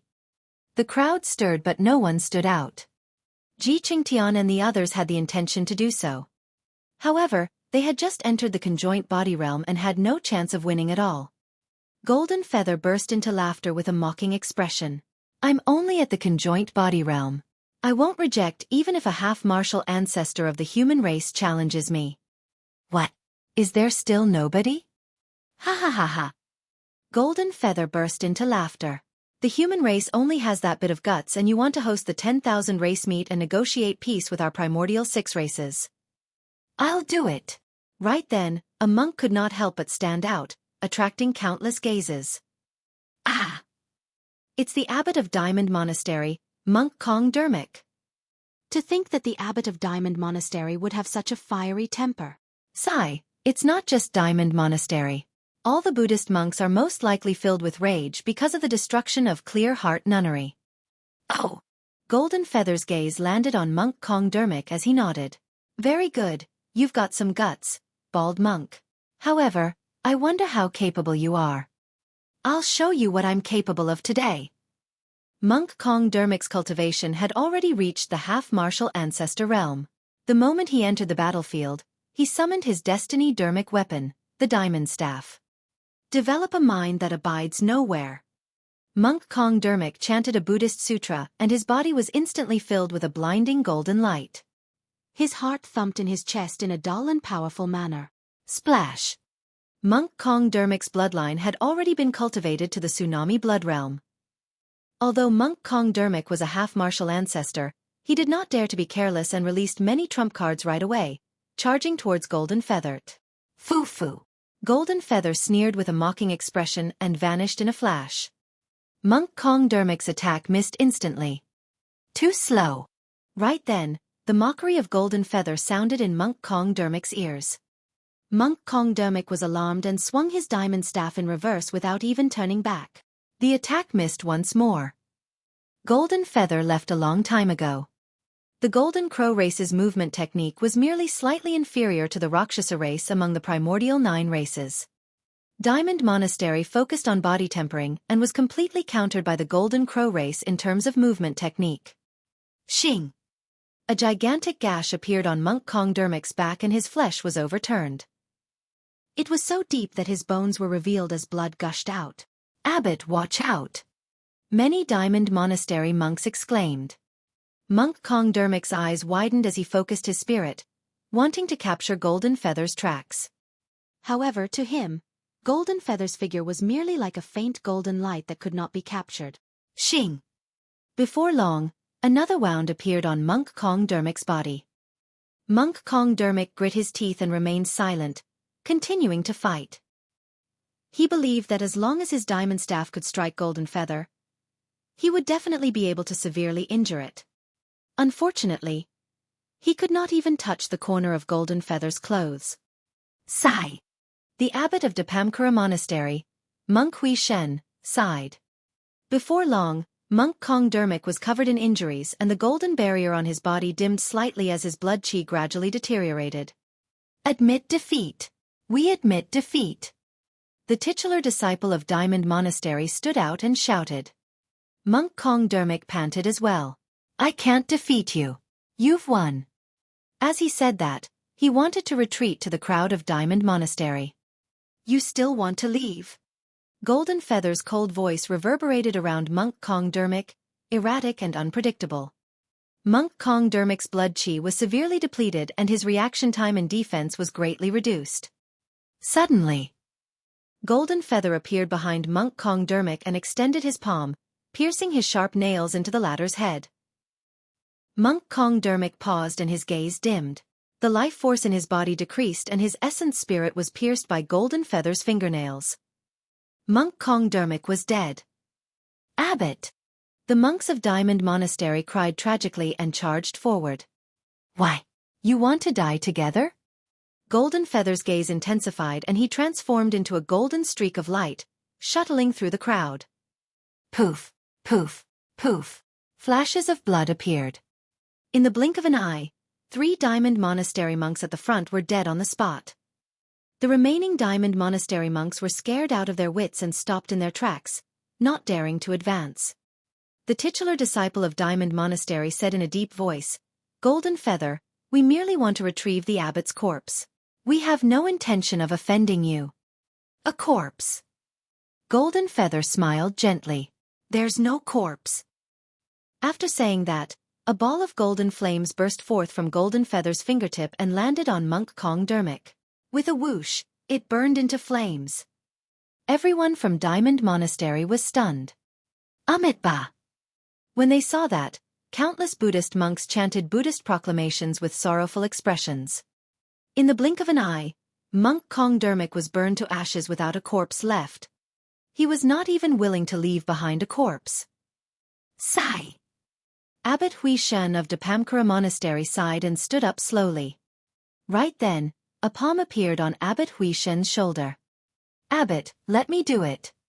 A young monk wielding a green lantern said softly with a resolute tone. Ming Zhan Yu. Abbot Hui Shen was a little hesitant. Ming Zhan was at the late-stage conjoint body realm.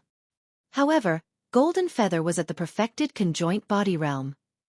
Everyone knew that they might not be able to win against experts of the primordial races even if they had an advantage in terms of cultivation realm. Furthermore, his cultivation realm was even lower than the expert of the primordial race. As the abbot of Diamond Monastery and a half-martial ancestor expert, Monk Kong Dermic was killed by the conjoint body Golden Feather in less than 10 breaths. Ming Zhan was a minor cultivation realm beneath Golden Feather. There was almost no chance of him winning.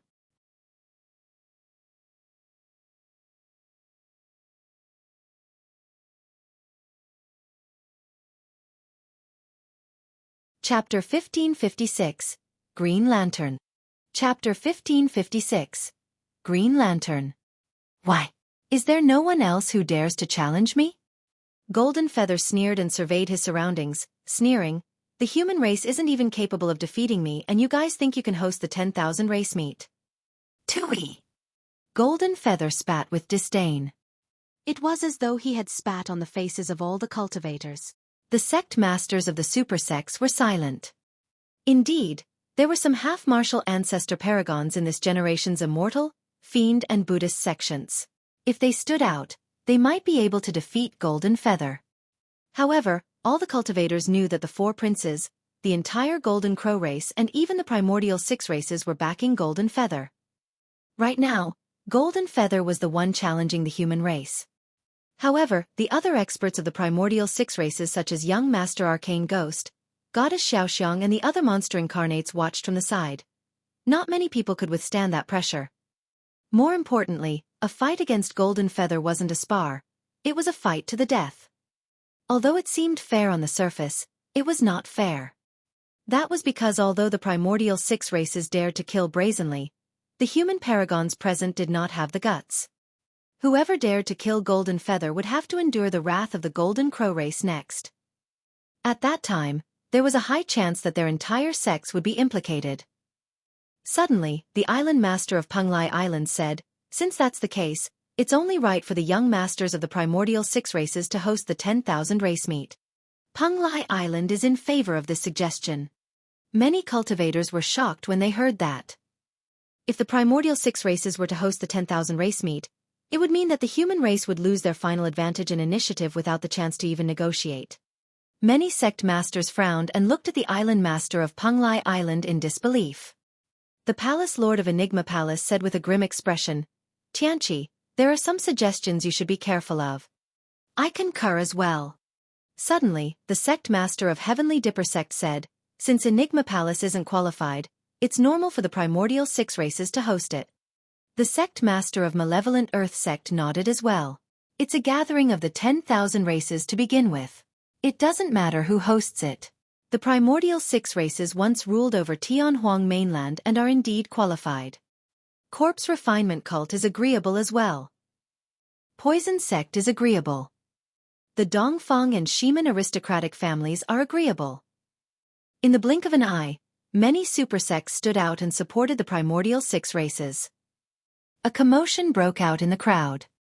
The sect masters of Snowdrift Valley, Purple Firmament Sect, Dipamkara Monastery and the other sect masters were alarmed.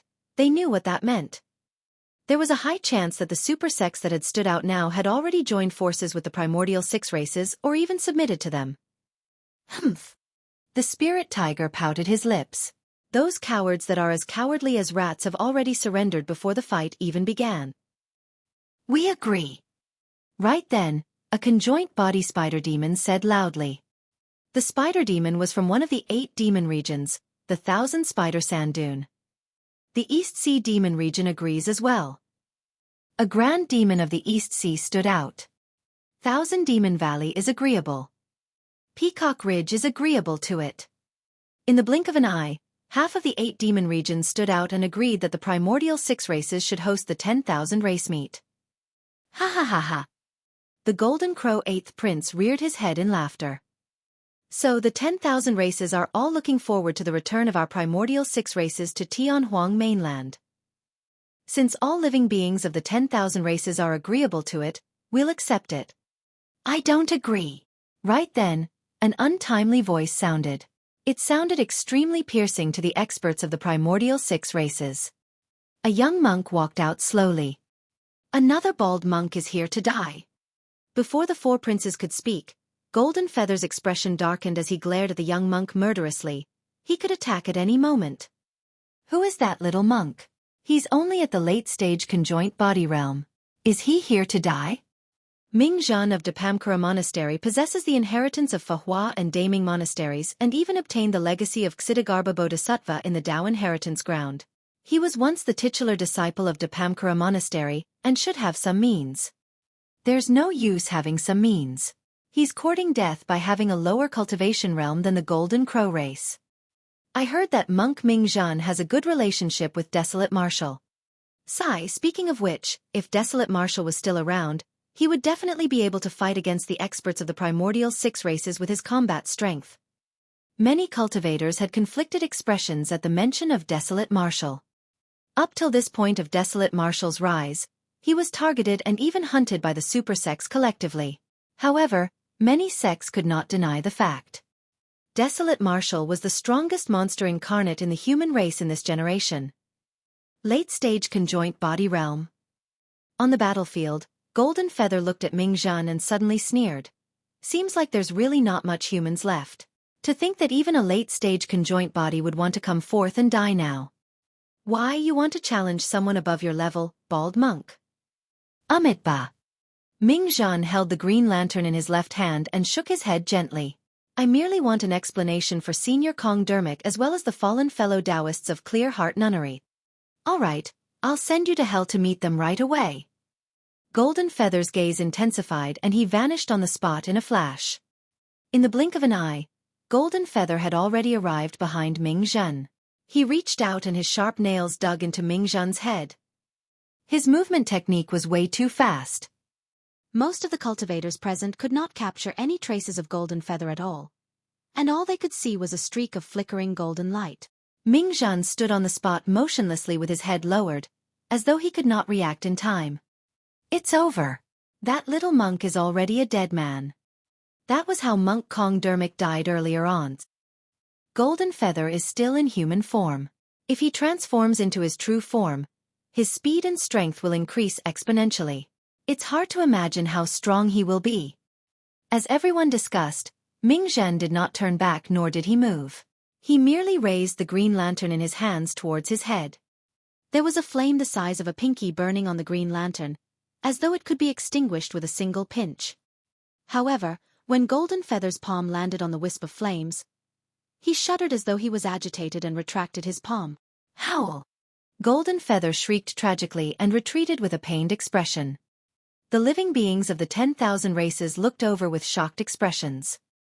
A huge hole was burned in Golden Feather's palm, but not a single drop of blood flowed out. The surrounding flesh was charred. This scene had completely exceeded the expectations of the living beings of the 10,000 races. Golden Feather lost. What dermic weapon is that? It's so powerful. This seems to be the Destiny dermic treasure of the founder master of Dipamkara Monastery, Buddha Emperor Boundless Light.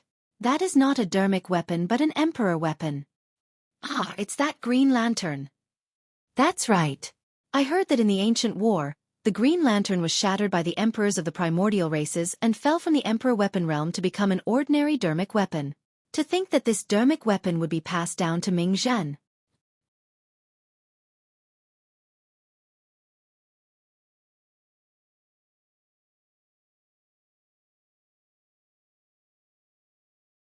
Chapter 1557. Feathered Lowlife. Chapter 1557. Feathered Lowlife. Bald Monk. Golden Feather was enraged. All these years, the Golden Crow race had dominated Tianhuang mainland and was almost invincible. He had never encountered such an injury. Under normal circumstances, given the Golden Crow race's regeneration capabilities, they should recover quickly with the surge of their blood chi. However, the flames on the green lantern possessed an extremely terrifying might. When Golden Feather's blood chi surged over, it was burned and refined into nothingness. You've enraged me. Golden Feather's expression was cold and his eyes burned with rage. He reared his head and roared into the skies as his blood chi surged and his body expanded. In the blink of an eye, he reverted to his true form. A gigantic 3D golden crow descended on the battlefield. The 3D golden crow spread his wings that were dozens of feet long and burned with blazing flames. Every single wing shone with a golden light. One of his 3 legs was clearly incomplete. It was the claw that was burned by the green lantern. Do you want to play with fire? Golden Feather's voice sounded. Today, I'll let you have a taste of the Golden Crow race's destiny flame. He opened his mouth and suddenly spat out a stream of scorching flames. With a golden flash, the temperature of the entire battlefield rose. That's the Sun Essence Fire. Legend has it that when the Golden Crow race's Sun Essence Fire is cultivated to its limits, it can even transform into a blazing sun. The living beings of the 10,000 races exclaimed. Ming Zhen's expression was unchanged as he held the green lantern in his hands and chanted Sanskrit. His glabella shone and a dermic power shot out from his fingertip into the green lantern. Swoosh! Suddenly, the flame on the green lantern expanded wildly and burst into flames, charging towards the Sun Essence Fire. The green and golden flames collided and devoured one another without relenting, forming a stalemate. Ming Zhen is truly not simple. Although the green lantern was an emperor weapon in the past, it would definitely not be able to unleash such might if one's comprehension of Buddhism was not deep enough. That's right, there are too few people who can suppress the Golden Crow race in terms of flames. Among the 9 races, only the Illumination Dragon lineage of the Dragon race can fight against the Golden Crow race in the Tao of Flames. Golden Feather channeled his essence spirit wildly and flames danced in his eyes. Under the watch of the Golden Crow clansmen, the 4 princes and the experts of the primordial 6 races as well as the living beings of the 10,000 races, he must not lose. Suddenly, 2 golden flames burst forth from Golden Feather's eyes with an extremely terrifying aura. Visual technique. Flowing fire eye. Ming Zhen looked at the 2 incoming flames and suddenly blinked. Lowering his head slightly, he emanated an extremely benevolent might. The moment the 2 flames landed in front of Ming Zhen, they were extinguished. When the Bodhisattva's head is lowered, thousands of visual techniques can be dispelled. The might of Ming Zhen's body surged into the green lantern and the green flame intensified. Instantly, it devoured Golden Feather's Sun Essence Fire and rose against the tide to devour the latter. Golden Feather's expression changed as he spread his wings hurriedly, preparing to escape from the range of the green flames. Right then, Ming Zhan's voice sounded. Great Vow Seal. Ming Zhan reached out and conjured a dermic seal, pressing it slowly in the direction of Golden Feather. The speed of the dermic seal was extremely slow. However, Golden Feather felt as though he was restrained by an extremely powerful force and could not move at all, as though a gigantic mountain was pressing down on him. The Great Vow Seal contained the power of hope from Ksitagarbha Bodhisattva. He swore that he would only attain Buddhahood if hell was empty and all living beings were liberated. His tremendous willpower could even subdue hell, let alone a 3D golden crow. Against the Great Vow Seal, the speed of the 3D golden crow was completely useless. Golden Feather seemed to be frozen in midair, and could only watch helplessly as the green flames engulfed him. Ah! Golden Feather shrieked in the flames. The 10,000 races were shaken. Many cultivators were invigorated as well. Ming Zhan had won this battle. Furthermore, he had won against the Golden Crow race despite his lower cultivation realm. Ming Zhan's expression was unchanged when he heard Golden Feather's tragic cry in the flames, and he had no intention of stopping. Abbot Hui Shen of Dipamkara Monastery looked worried. That's enough. Suddenly, the 8th prince said coldly. Ming Zhan was unmoved. You must have a death wish. Suddenly, the 8th prince vanished from the spot. The moment he said that, he had already arrived before Ming Zhan and reached out to grab the latter. Before the palm descended, it transformed into the sharp claws of the Golden Crow race. Ah! A wave of shock and astonishment could be heard from the crowd. The 8th prince, a half-martial ancestor, had attacked. This was no longer a minor realm difference. This was a suppression of cultivation realm. Ming Zhan was extremely calm and his blood chi surged, raising him to the tsunami blood realm instantly. He punched the 8th prince heavily in the palm. Bang! Ming Zhan shuddered and grunted dully, staggering 3 steps back with a pained expression. With every step, a deep footprint would appear on the ground. The strength of a half-martial ancestor was way too terrifying, let alone one of the Golden Crow 10 princes. It was as the cultivators had expected. Even if Ming Zhan defeated Golden Feather, an even stronger primordial race being would stand out. The arrival of a half-martial ancestor of the primordial races was something that no one in the same cultivation realm could match. Little monk, have a taste of my sun essence fire. Suddenly, the 8th prince opened his mouth and spat out a blazing golden flame that surged over. Ming Zhan had a grim expression and could only give up on killing Golden Feather. Retracting his green lantern, he channeled a green flame and burned it towards the 8th prince's sun essence fire. This time round, the green flame was devoured by the sun essence fire almost instantly. This sun essence fire contained a trace of divine power. Ming Zhan's green flames could not defend against it at all. The sun essence fire engulfed Ming Zhan and he had nowhere to retreat. He took a deep breath of air and suddenly assumed a lotus position on the ground, chanting a sutra. Instantly, a golden light emanated from his body. That was the Ksitagarbha true body. The sun essence fire engulfed Ming Zhan and burned him continuously. Ming Zhan clasped his palms together and his body was filled with golden light. He sat in the flames and channeled his essence spirit to defend with all his might. Hee hee. The 8th prince sneered coldly, let's see how long more you can last. The 8th prince's spirit consciousness was vast and his dermic powers were boundless as they surged continuously into the sun essence fire. The flames blazed and climbed more than 100 feet into the air. It intensified and surged with a blinding golden light, engulfing Ming Zhan's figure before long. The excited crowd gradually calmed down as they looked at the ball of flames. Many cultivators looked dejected.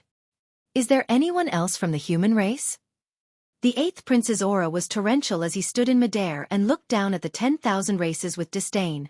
Who dares to stand out and fight me? No one replied. What a bunch of trash. The 8th prince spat with a disdainful expression and sneered. The fortune of the human race is depleted and the era of the ancient emperors have passed. There's only you bunch of weak and cowardly people left. You're not worthy to be the masters of Tianhuang mainland. Every single sentence from the 8th prince seemed to pierce the hearts of many cultivators. Some were frustrated, some were indignant and some were affronted. However, no one could step forward. That was because many cultivators knew that even if they stood out, they would be killed by the 8th prince easily and would only humiliate themselves. They could not defend at all. If humans are not worthy, a feathered lowlife like you is even less worthy. A cold voice sounded from outside, causing an uproar.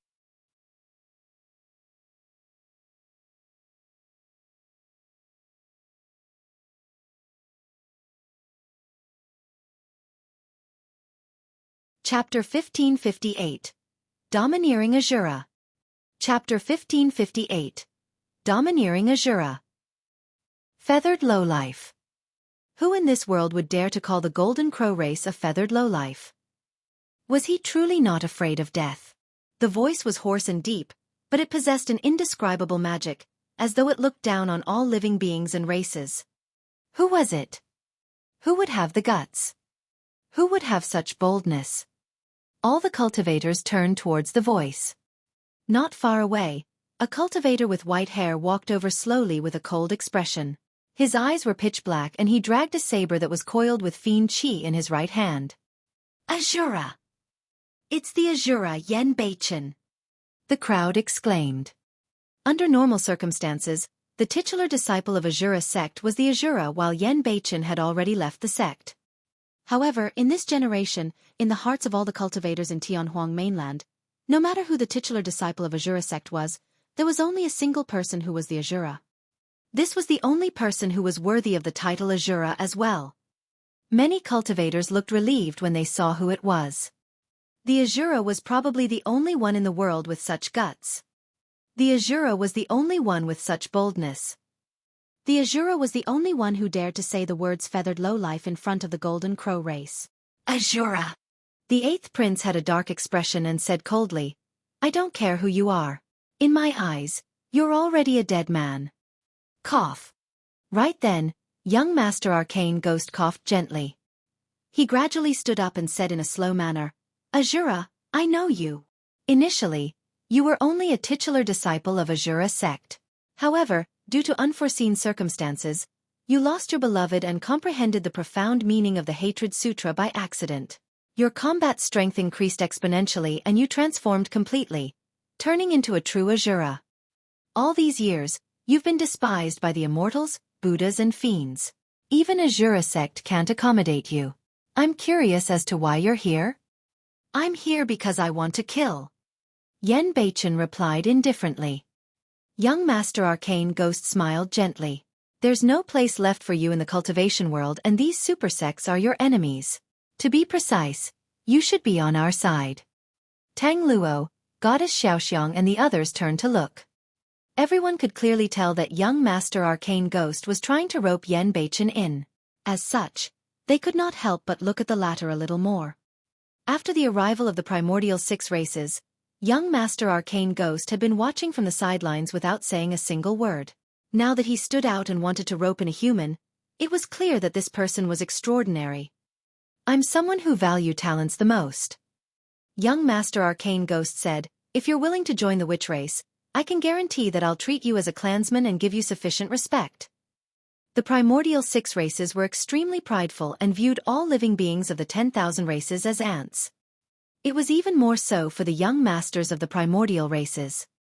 But now, young Master Arcane Ghost stood forth to invite Yenbeichen personally and even made a promise. It was clear how sincere he was. The most important thing for young Master Arcane Ghost to rope in Yenbeichen was the latter's potential. The Fiend Emperor hatred was an existence second only to the human emperor. As for Yenbeichen, he was almost like the second Fiend Emperor hatred and might even be stronger. Sure, I can join the witch race.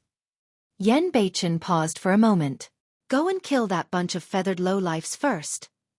Green light flickered in the eyes of young Master Arcane Ghost. Many cultivators were speechless. The Asura was probably the only one in the world who dared to say something like that. Arcane Ghost. The 8th prince said coldly, I'm giving you face by letting you talk to him for so long, but how dare he humiliate the Golden Crow race like this? You can't protect him. I merely wanted to give him a chance because I'm appreciative of his talents. Young Master Arcane Ghost smiled and said coldly, since he doesn't know how to cherish it, everyone, do as you please. Since I can't use such a peerless saber, I might as well destroy it. The 8th prince turned around and sized up the Asura. Grinning, he said sinisterly, Asura, I'm thinking about how I'm going to torture you after suppressing you. I'm going to. You talk too much. Suddenly, Bachin interrupted the 8th prince and slashed in reverse towards the latter. A black light tore through the air and released a suffocating aura of death. Beams of hatred fiend chi circled around and engulfed the 8th prince instantly. Nobody could describe how terrifying that slash was. It was as though everything was dark in an instant. The 8th prince's pupils constricted and his expression changed, revealing a hint of fear in his eyes. It had been a long time since he sensed the aura of death that was close by. Before the slash descended, he felt as though he was half a step into death's gates. Right in front of the living beings of the 10,000 races, the 8th prince suddenly shrieked and vanished from the spot, replaced by a gigantic 3D golden crow. Screech! The 3D golden crow burned with incomparably resplendent flames and extended his strongest third claw to grab the hatred fiend's saber. That third leg was the strongest attack of the golden crow race.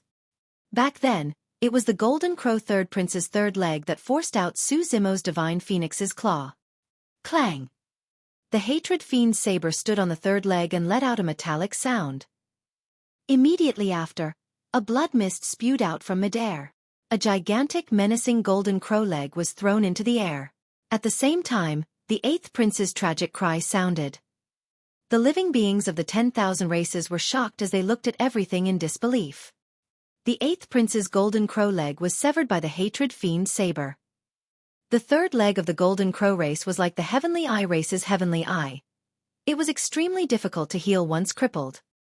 That single slash from the Asura crippled at least half of the 8th prince's cultivation.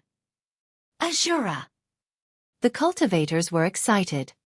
Earlier on, the 8th prince did not even have to conjure his true form to suppress Ming Zhen.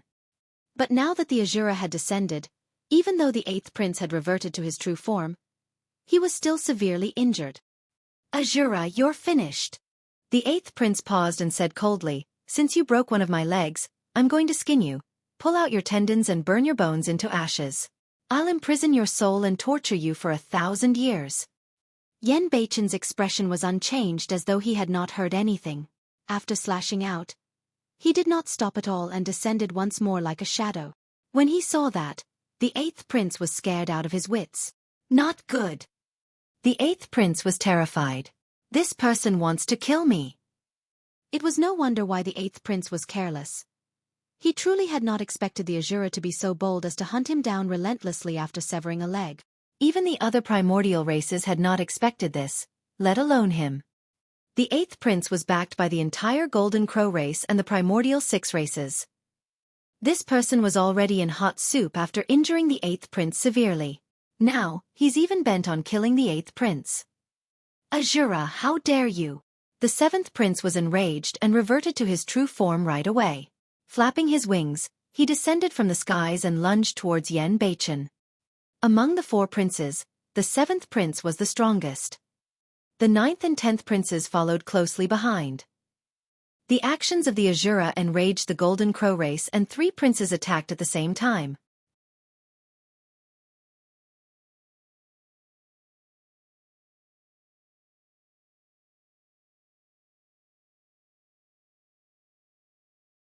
Chapter 1559. Chaotic Battles. Chapter 1559. Chaotic Battle. Humph. Bachin's expression was unchanged as his blood chi surged, releasing the full aura of a half-martial ancestor. Waving the hatred fiend's saber forward, he hollered, boundless hatred, limitless hell. The slash released streams of rich fiend chi. A terrifying saber intent descended and enveloped the 4 princes of the Golden Crow race. Hatred surged endlessly with a torrential killing intent that resembled purgatory. Strictly speaking, that slash had already surpassed the Fiend Emperor hatred. Bachin was fused with 2 cultivation techniques of the Fiend sex, the Asura Sutra and Hatred Sutra. He was the only one who could fuse those 2 cultivation techniques perfectly. Hatred and killing intent were released completely from that slash. Be careful, everyone. The 7th prince hollered with a grim expression. Cling! Clang! The sound of metal clashing could be heard in midair. Yen Beichen's slash defended against the three princes that were charging forward, blocking all their attacks. The sun essence fire released by the three princes was devoured by the hatred fiend Qi and Asura fiend Qi as well and could not seep out any flames. Yen Beichen strode forward with a cold expression. The hatred fiend's saber tore through the air and transformed into a black streak of light, slashing down at the eighth prince. The eighth prince's face was pale as he released his escape technique and transformed into a golden streak of light, escaping into the distance. Flashes of blood appeared. Right in front of everyone, a gigantic 3D golden crow was cleaved into two from the middle by a black streak of light. Countless blood splattered and his organs spilled onto the ground with a torrential blood stench. No matter how fast the eighth prince's escape technique was, he could not match the Asura's saber. That slash split the eighth prince into two. The eighth prince's essence spirit could not even escape and was destroyed by a single slash, dying on the spot. Pest! Gasps could be heard from the crowd. Many cultivators were dumbfounded in shock. The Asura was way too powerful. Notwithstanding the fact that he injured the eighth prince severely, he even managed to cleave the latter despite being surrounded by the attacks of the other three princes. For some reason, many cultivators felt their blood pump when they saw that. In their agitation, they gripped their fists and wished that they could rush out and stand shoulder to shoulder with the Asura. Too many cultivators were killed when the primordial six races descended previously. However, right from the beginning, none of the cultivators dared to step forward or uphold justice for the dead cultivators. But now the Asura had arrived. The Asura was not here to uphold justice or seek redress for others. The Asura merely wanted to kill. However, that was enough. Who said that the human race had no paragons or monster incarnates? Boom! The eighth prince was dead. On the battlefield, the power of the ball of burning flames decreased significantly and a figure tore through the flames, descending before everyone once more. It was Ming Zhen. Ming Zhen isn't dead! The crowd exclaimed and many cultivators were delighted. Initially, many cultivators thought that Ming Zhen was already burned into ashes after being refined by the flames of the eighth prince for so long. To think that he was still alive. Back then, Tang Lingzi put the Dharma characteristic Ming Zhen into the Destiny Blood Gourd to refine for an entire 10 years without being able to refine the latter. Although the eighth prince's sun essence fire was powerful, it could not do anything to his Xitigarbha golden body that had the support of the Green Lantern. The seventh prince stood in midair and looked at the eighth prince's corpse coldly as two golden flames burned in his eyes. Screech! The ninth prince reared his head and cried with a pained expression. Screech! Hundreds of golden crows reverted to their true forms and circled around the eighth prince's corpse in midair, crying endlessly. Asura, I'll have you pay with your life. The seventh prince roared and transformed into a flaming spear, charging towards Yen Beichen. The spear tore through the air and the dermic powers in the void burned. At the same time, the ninth and 10th princes attacked. The three princes released dermic arts and joined forces to attack Yen Beichen. Yen Beichen's expression was unchanged as he wielded the Hatred Fiend saber and fused the saber technique of the Hatred Sutra and Asura Sutra perfectly. Every single slash contained 2 saber intents. Even the three princes did not dare to take it head-on and had to avoid it. For a battle of this level, even Ming Zhen could not interfere, let alone others. Humph! Ji Qingtian sneered. The Golden Crow race sure is shameless. Earlier on, they were even talking about a fair fight. The moment they saw that they could not win, they joined forces. No worries. Lang Ro said slowly. The Asura is way too strong. Even with the combined forces of 3 Golden Crow princes, they are suppressed by him. Screech! The 7th prince cried once more. The situation on the battlefield changed instantly. As though they had received an order, the hundreds of 3D golden crows spiraling in the firmaments attacked one after another, spitting out streams of sun essence fire that burned towards Yen Beichen. The crowd was in an uproar. This was no longer a group attack of 3 people. They were gathering the strength of a race to annihilate the Asura. Ming Zhen took a deep breath and joined the battlefield once more, fighting against a golden crow. A girl in pink strode out from the fiend sect's pure maiden sect. She removed her veil and smiled at a golden crow. A boom sounded in the golden crow's mind and his eyes widened instantly, mesmerized by the girl in pink's smile. The girl in pink was the pure maiden of the fiend sex, Demonis G. Demonis G's eyes shone brightly as she said gently, "Go and kill him." Demonis G pointed to another 3D golden crow beside the golden crow and ordered. When the golden crow that was bewitched by her heard that order, his eyes revealed a conflicted expression as he frowned and fell into pain. Demonis G frowned slightly. Although her bewitchment technique could bewitch the 3D golden crow, it triggered the bottom line in the latter's heart by asking him to kill his fellow clansman. Kill! 2 3D golden crows noticed that and charged towards Demonis G. If it was a one-on-one fight, Demonis G's bewitchment technique could definitely unleash an extremely terrifying might. For example, even if she could not order the 3D golden crow earlier on to kill his fellow clansman, Demonis G could kill the golden crow with ease. However, against the envelopment of hundreds of 3D golden crows, the power that Demonis G could release was limited as well. She could only hold back a few 3D golden crows with her exquisite steps. However, it was almost negligible against hundreds of 3D golden crows. Boom! An incomparably thick golden rod descended from the skies and smashed onto the back of a 3D golden crow, shattering it into pieces. The essence spirit of the 3D golden crow fled but was held down by a black basket filled with holes that descended from the skies. Beams of golden light burst forth and raging flames burned in the black iron basket, burning the golden crow's essence spirit into ashes instantly. At this point of the battle, another 3D golden crow had fallen. You're tuning in to the Xueqi's Martial Arts Saga YouTube channel. Don't forget to subscribe and join us on this journey to catch the most captivating stories.